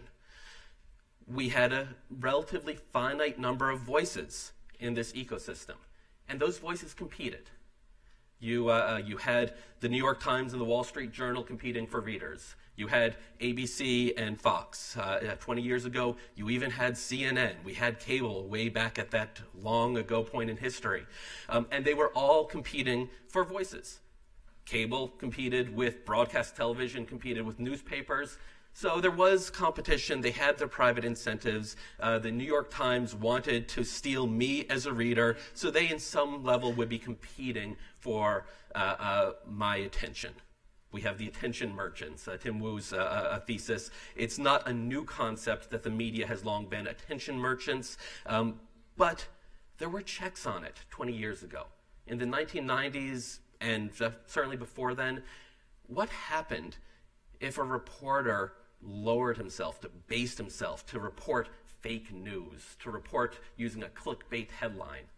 What happened if they were really just trying to be the bottom feeder, trying to get the lowest common denominator of readership in order to jump up circulation and revenues? Well, they wouldn't do very well in the profession because their reputation would suffer. There were reputational checks. The institutional press cared a great deal about its public role. And if you weren't catering to the public role, if you were only catering to the private interests of readers, your reputation as a private journalist would be harmed. Today, we have a virtually unlimited number of voices and outlets. Information is largely produced to satisfy the interests of individual information consumers, as opposed to being produced to satisfy the, relatively speaking, more public-focused concerns of the traditional institutional press. We've heard a little bit this morning about the ethics of journalism. We've had some questions about the ethics of Mark Zuckerberg and his appreciation for and understanding of the ethics of journalism. The harder question isn't Mark Zuckerberg. It's me. As a person on Facebook, as a person on the internet, do I give one iota about the ethics of journalism? Do I care about making sure the information that I'm reading was properly sourced and properly attributed? Am I making sure that the person who is reporting doesn't have financial ties or some other connection to the subject being reported? No. I read what I want to read because it's entertaining, because it's interesting to me, because, as we'll talk about in a bit, it appeals to my biases. It confirms my existing beliefs. Or I like it because I don't have the broader understanding and context to appreciate that it's wrong. And based upon my limited knowledge, it seems to be right. One important theme that I want to leave you with is the idea that we can attribute nefarity, bad intent, to a lot of what we see going on today. But really, what we see going on today is driven by people trying to do the best that they can in a complex competitive market. When you have people trying to do the best that they can, if they're not equipped, if they're not trained, if they haven't sat where you're sitting, if they don't know how to evaluate and understand and be skeptical about the information they're being presented with, then they're going to make mistakes. They're going to make systematic mistakes, and this undermines the information economy that we all live in today. In economic terms, does anyone here have a degree in economics? I expected the answer was no. This public versus private information and the title of this talk, it is an appeal to the concept of externalities in economics. An externality is something that occurs when interactions between private parties have uncompensated effects on third parties. Fake news is an externality. Fake news is a harmful event in the information economy. It harms all of us. But why does it occur? It occurs because I'm ignorant, and I'm just trying to get the information that I want. I have my private interests. I'm doing the best that I can. I don't understand these costs. I'm not internalizing, I'm not feeling the costs that occur when I share a obviously problematic story with 400 friends on Facebook, and they all read it, and I haven't checked to make sure it's accurate. I thought I was doing something good. I thought I was sharing information that would inform my friends. In fact, I'm muddying the waters. I'm harming the debate. That's an externality. This is a public cost of my own information costs. It is very costly for me to gather and process and understand and use information in a responsible way. I don't appreciate that. I'm doing the best I can, and as a result, everyone who sees what I post gets harmed. And this creates perverse incentives for those who have private incentives to harm the public process, because they know that they can write up a fake story, or they can write up a story that I'm going to like, and they can use it to get their narrative out because I'm going to share it, harming the public ecosystem. Okay, so a little bit of perhaps entertainment, perhaps interest. What is fake news? I have a couple of slides I want to go through. If you note the dates on these next several slides, they're all from the past 3 days. There's an avalanche of this stuff, and let's see, some of this might be controversial to call fake news. Let's start with this. Breaking news. This is one of the hardest areas, I think, in the modern algorithmic age for us to deal with. Breaking news, these are almost all from Twitter. Breaking news, one of the greatest vulnerabilities in social media search, needs stronger tripwires. What is this comment about? It's about this story. 264 times this fake news article was shared on Facebook 264 times. This was an article about the shooting this week in Texas. The article claimed that the shooter, quote, vowed to start a civil war by targeting white conservative churches and causing anarchy in the United States. There's zero evidence any of it happened. The byline was someone made up. No one in the U.S. public records databases has that name. The purported news source and the purported author never responded to comment. This was clearly news, quote, news, created to be shared to create alarm. One example of what we might think of as fake news. Another example, and I apologize to my friends at CNN. If I have any left, I'm going to pick on CNN a bit. You might have seen this headline: Trump feeds fish, winds up pouring entire box of food into koi pond, with a nice photo of the president dumping, in an embarrassing looking sort of way, this box of fish food. Why do we call this fake news? Washington Post to the rescue. CNN, others hyperventilate over President Trump's perfectly fine fish feeding. Unfortunately, you can't read this here. It's too small. That's apparently what CNN was doing when it published a story Monday under the headline, Trump feeds fish, winds up pouring entire box into the koi pond. How is that newsworthy? Well, it's newsworthy if Trump acted like a boar. Up here, down here. A wider shot of the proceedings, however, show that Trump was merely following the lead of his host. The CNN story admits so much, noting Abe actually appeared to dump out his box of food ahead of Trump. Perhaps a new headline is in order. Trump, Japanese PM, both dump small boxes of fish food into koi pond. Is this fake news? Well, it actually happened. So it's not made up, it's not fabricated. The question is the headline, really. The headline has nothing to do with the story. The story is more attenuated in what it's saying, but it's clearly written to appeal to a certain subset of readers, pre-existing notions of the president and what they want to hear. Story 3, also picking a bit on CNN, President Trump asked Japan to try building cars in the US. It already does, with a link to a CNN article. The Hill covered that as well. Trump tells Japan to, quote, try building cars in US despite thousands of Japanese cars manufactured in the US. And Paul Krugman, who used to be an economist, my own bias there, Trump tells Japan to build more cars in the US instead of shipping them over, but they already build millions here with data. Data means this is not fake news, right? This is a map of all the manufacturing locations for cars in the United States, indicating that Honda and Toyota have a large number of manufacturing facilities here. Well, once again, I feel really good, actually, that Emily was here talking about the efforts at the Washington Post, because Washington Post to the rescue, stop cherry-picking that Trump quote about Japanese cars, it's not what you think. The fuller context and the comments made clear Trump was just joking around. If you read the actual full comments, he talks about all of the manufacturing of Japanese manufacturers' cars in the United States and the facilities and the trade deals from the past several decades that have brought them here. So, more arguably fake news. So, why does fake news happen? Well, what do I mean by private information?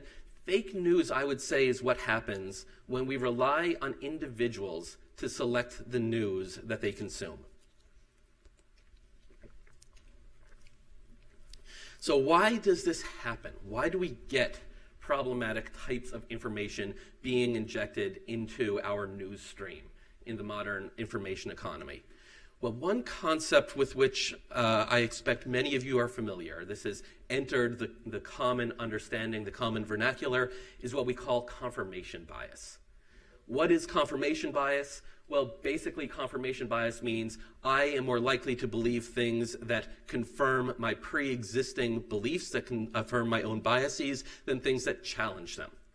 So I think that my Subaru is the best car in the world. If I see a news story talking about how great Subarus are and how their owners are generally viewed to be more moral individuals, better members of society, safer drivers, should have lower insurance, absolutely, I'm going to believe that. If I see a news story that says Subaru drivers have a habit of doing reckless things because they've got these awesome cars that can go off-road really well, great four-wheel drive, it leads them to take greater risks. If it's snowy or icy, they're going to go out there and drive like normal and cause more accidents as a result. Well, that's not me. I love my Subaru. I like that first article a lot more. It's clearly right. The second article was probably written by someone who drives a Ford. So I dismiss the article that contradicts my pre-existing beliefs, and I believe the ones that confirm my pre-existing beliefs and biases. Now, there's been a long-standing, this is a concept that's been long understood, and there's been a long-standing assumption, at least in my experience, that there is a political valence to confirmation bias. That is, frankly, Republicans are more susceptible to confirmation bias than liberals or Democrats. Well, really interesting study. We started to see a lot of this sort of work in the last couple of years. Really, really great work. Liberals and conservatives equally denied the credibility of science findings, clashing with their preconceived notions. So what does this mean? This means you you come up with a fake study that one says both, let's say, are about global warming. One says that global warming is uncorrelated with human activity. The other one says that not only is it correlated with human activity, but activities of those living in red states are 10 times as likely to have a great impact than those living in blue states. You'll find that the former of those studies, Republicans think, oh yeah, this is great. The latter of those studies, Democrats think, oh yeah, this is great, and they both reject, you flip that around, and they both reject those findings in roughly equal proportions. This is classic confirmation bias.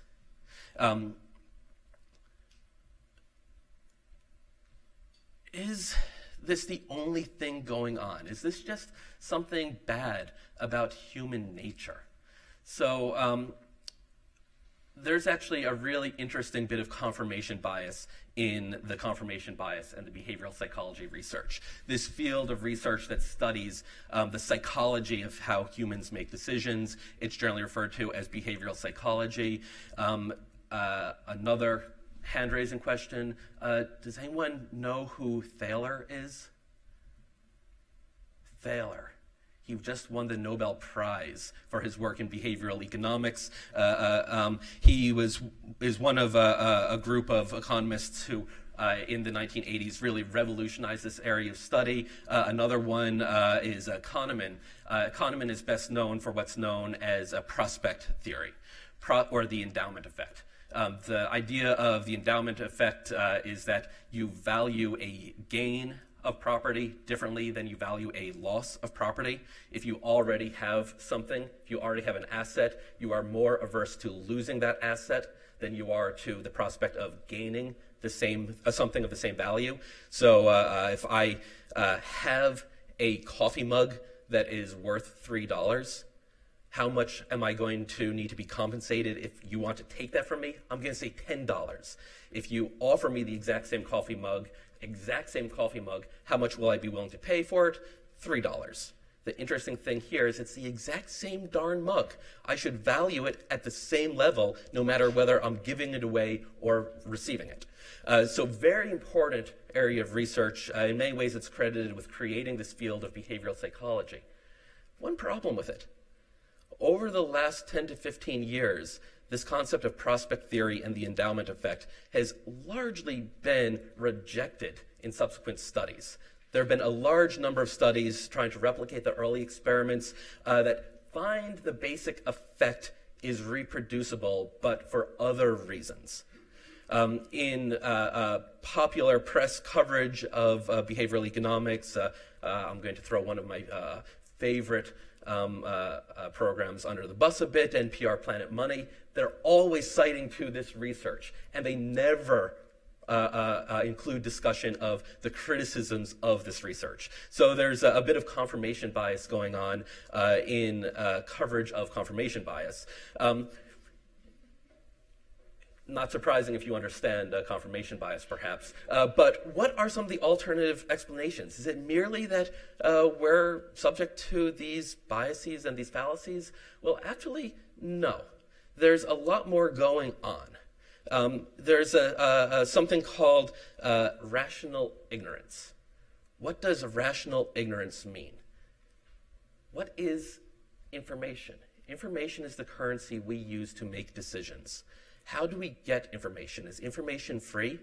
Do I know everything that I need to know who I should vote for president, or what car I want to buy, or what I should wear, how I should dress on a given day? No. I need to gain information. I need to listen to the radio. I need to listen to a weather report. I need to have some ability to assess the accuracy of that weather report. I need to know if it's a current weather report. I need to know all the policies of different presidential candidates. I need to have some way of understanding their character, if they're honest. I need to know how they're going to respond to future situations that we can't predict. I need to know, well, where am I going to be living in 2 years when I decide what type of car I want to buy? I need to know what's going to happen to gas prices. I need to know, is there going to be a incentive credit in the new tax bill that's going to reduce the cost of one car for me by $5,000 if I buy it this year? These are all things that can change. It's costly to understand, to gather, to collect, to use this information. The concept of rational ignorance is the idea that individuals make every decision subject to imperfect information. That is, we reach a point where we stop gathering, where we stop collecting information. Why? Well, I could try to learn everything there is to know about every car on the market. It would take me 2 years to do that, to figure out what car I should buy next week. Well, if I figure that all out 2 years from now, it's not very useful today. So I'm going to do a bit of information gathering. I'm going to do a little bit of research up until the point that I think I know enough. But I know I don't know everything. And interestingly, I don't know how much enough is. So I'm always deciding based upon imperfect information. What's my favorite source of information? If I'm thinking about buying a car, how am I going to figure out what car I should buy?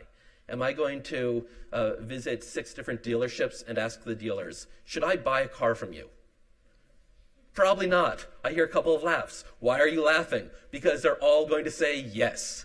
I'm going to, perhaps something better, I'm going to ask a couple of my friends. I'm going to ask my friend who bought a Subaru. Subarus are kind of weird at the law school. There's a line. There are like 9 of us on the faculty at the law school who've bought Subarus in the last couple of years. You park in the faculty parking lot. It looks like a Subaru dealership. So I go and ask my colleagues, what type of car should I buy? Well, what do you think the answer is going to be, asking my colleagues? It's going to be a Subaru for a couple of different reasons. First, confirmation bias. They're going to tell me that I should buy the same car that they have because they want me to buy it to affirm their prior decision to buy a Subaru. If I buy a Subaru, it tells them that they were right. Another reason they're going to tell me to buy a Subaru is because they bought a Subaru. They clearly think that it's a good car, so they're going to be repeating the same information to me that they previously gathered. And where did they get that information? Likely from someone else who had previously bought a Subaru. Third reason that they're probably going to tell me to buy a Subaru is because they haven't driven Fords. How do I know this? Because they have Subarus. So there's a selection bias there as well, which is going to feed into their recommendation to me to buy a Subaru. Imperfect information there. Another source of information I might go to, Edmunds.com, or I haven't bought a car in a couple of years, so I don't know what the popular press for automotive information is. Car and Driver, does Car and Driver still exist? I don't know. There are popular press institutions that collect, gather, share information about cars, that have reviews about cars. So I might go to those publications to get information.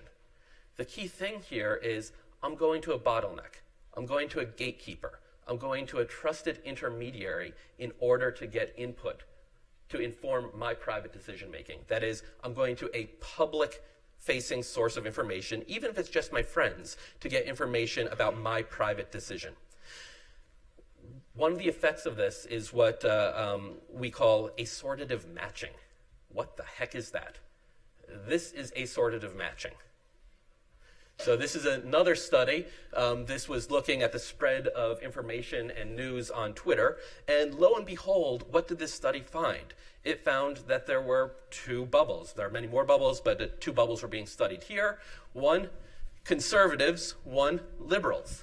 And it turns out that if you're on Twitter and you're a conservative, you're more likely to see tweets from, news from, or about conservative supporting ideas. If you're a liberal, same thing, only on the left. Why is this? Well, because your friends, if you're a conservative, are probably also conservative. They're going to be sharing information that they believe in, that they think is respectable, and you're going to believe them, which creates this, bubble. Okay, what can the institutional press do about this? What can the institutional press do to participate in this information economy? 3 options. Business as usual. Just pretend it doesn't exist. I'll pick on Lyle. I'll pretend that the journalistic standards of 30 years ago we can still apply today and just continue trucking on like nothing's changed. What's going to happen if we do that? Well, the press is going to be one voice among many. And there will be some readers, there will be some viewers, some listeners who value the institutional press as it has long existed. And they will have an affinity for, they'll be in the bubble over here for the institutional press. They'll be competing. You will be competing amongst many other voices without your standards. And competing against those without your standards when you're competing for the private decision makers is going to be probably, on average, a losing proposition. You could be high-minded, hoity-toity, and eruditic. You could try to be even better as an institution. You could try and correct for fake news. You could try and respond to and address all these problems that we're seeing. Well, NPR ain't going to get more NPR listeners. You can't, by trying to subdivide the market even more narrowly and appealing to that highest quality, highest caliber of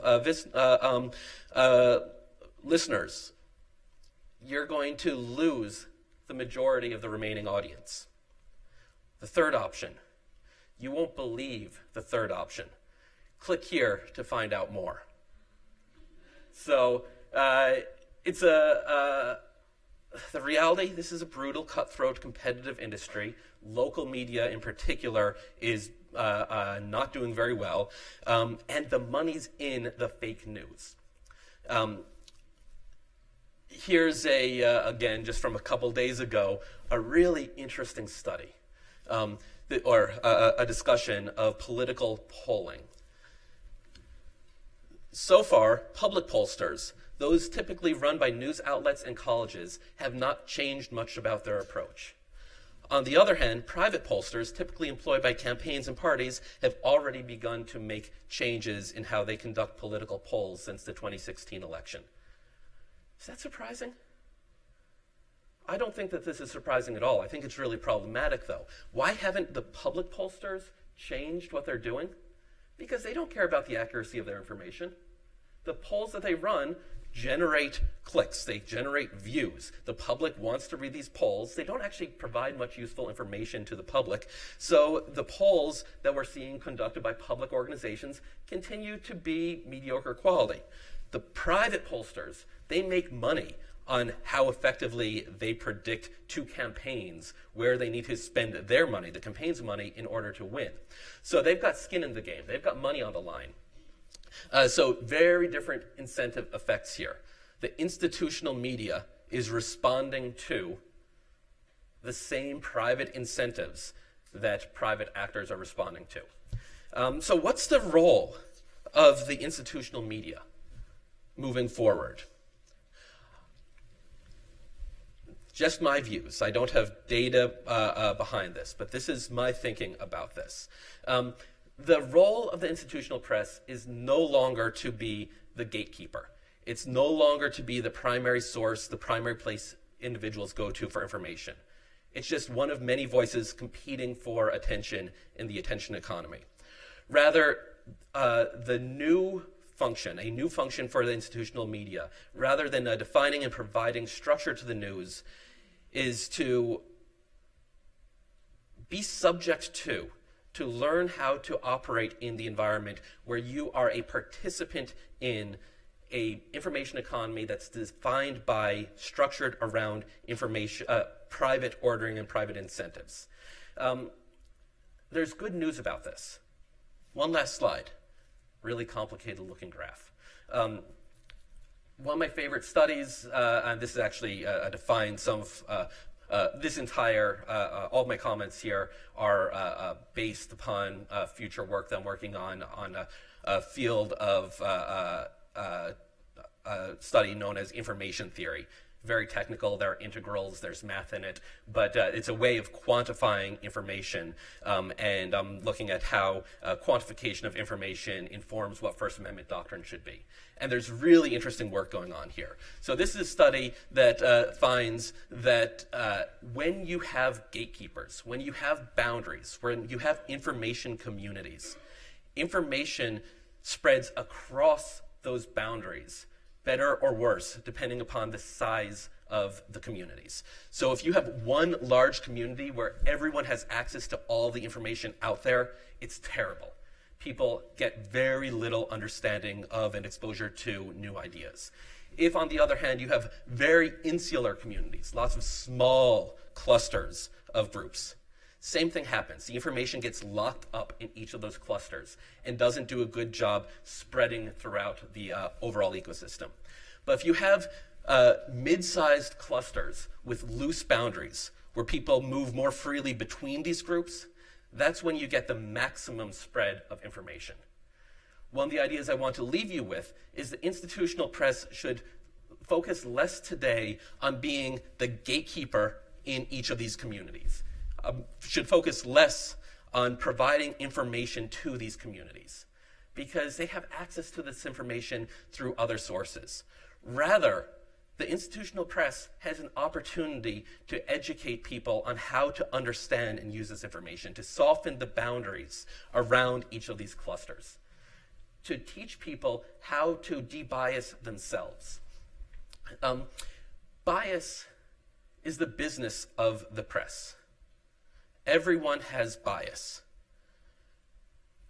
In the press, you have studied this for a long time. You recognize your own biases. You're concerned about them. You have ethics in place. You have procedures in place to try and have high quality information and do a good job. That's the most valuable resource that you have.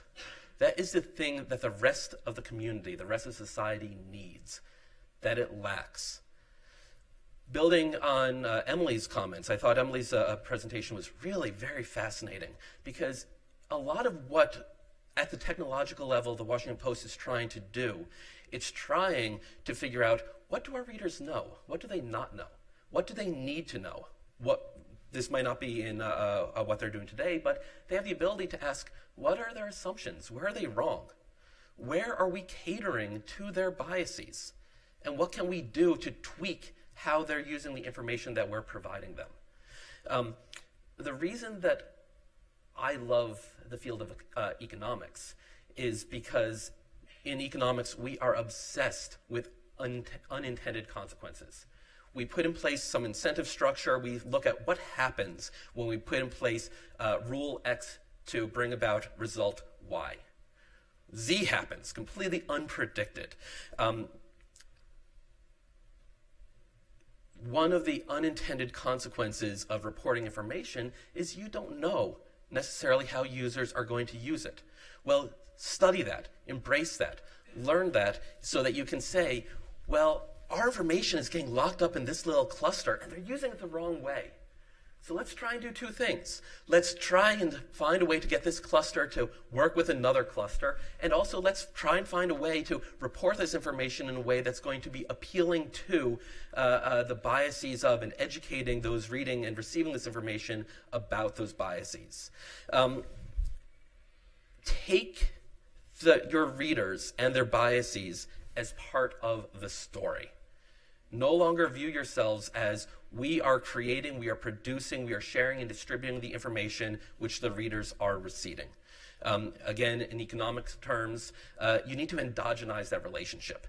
You need to ask, how do the readers understand and perceive this? And how can we incorporate that into what it is that we are doing? And my last comment, especially for this audience, is study this. Think about this. There's a lot of research going on in network theory, social graph theory, behavioral economics, and psychology that should be in your toolbox, that should inform how you think about what it is to be the press. and should inform how you can differentiate yourself from the uninformed hordes of people like me on Facebook. Please, please, we need you to de-stupidify me. And on that note, I'm done.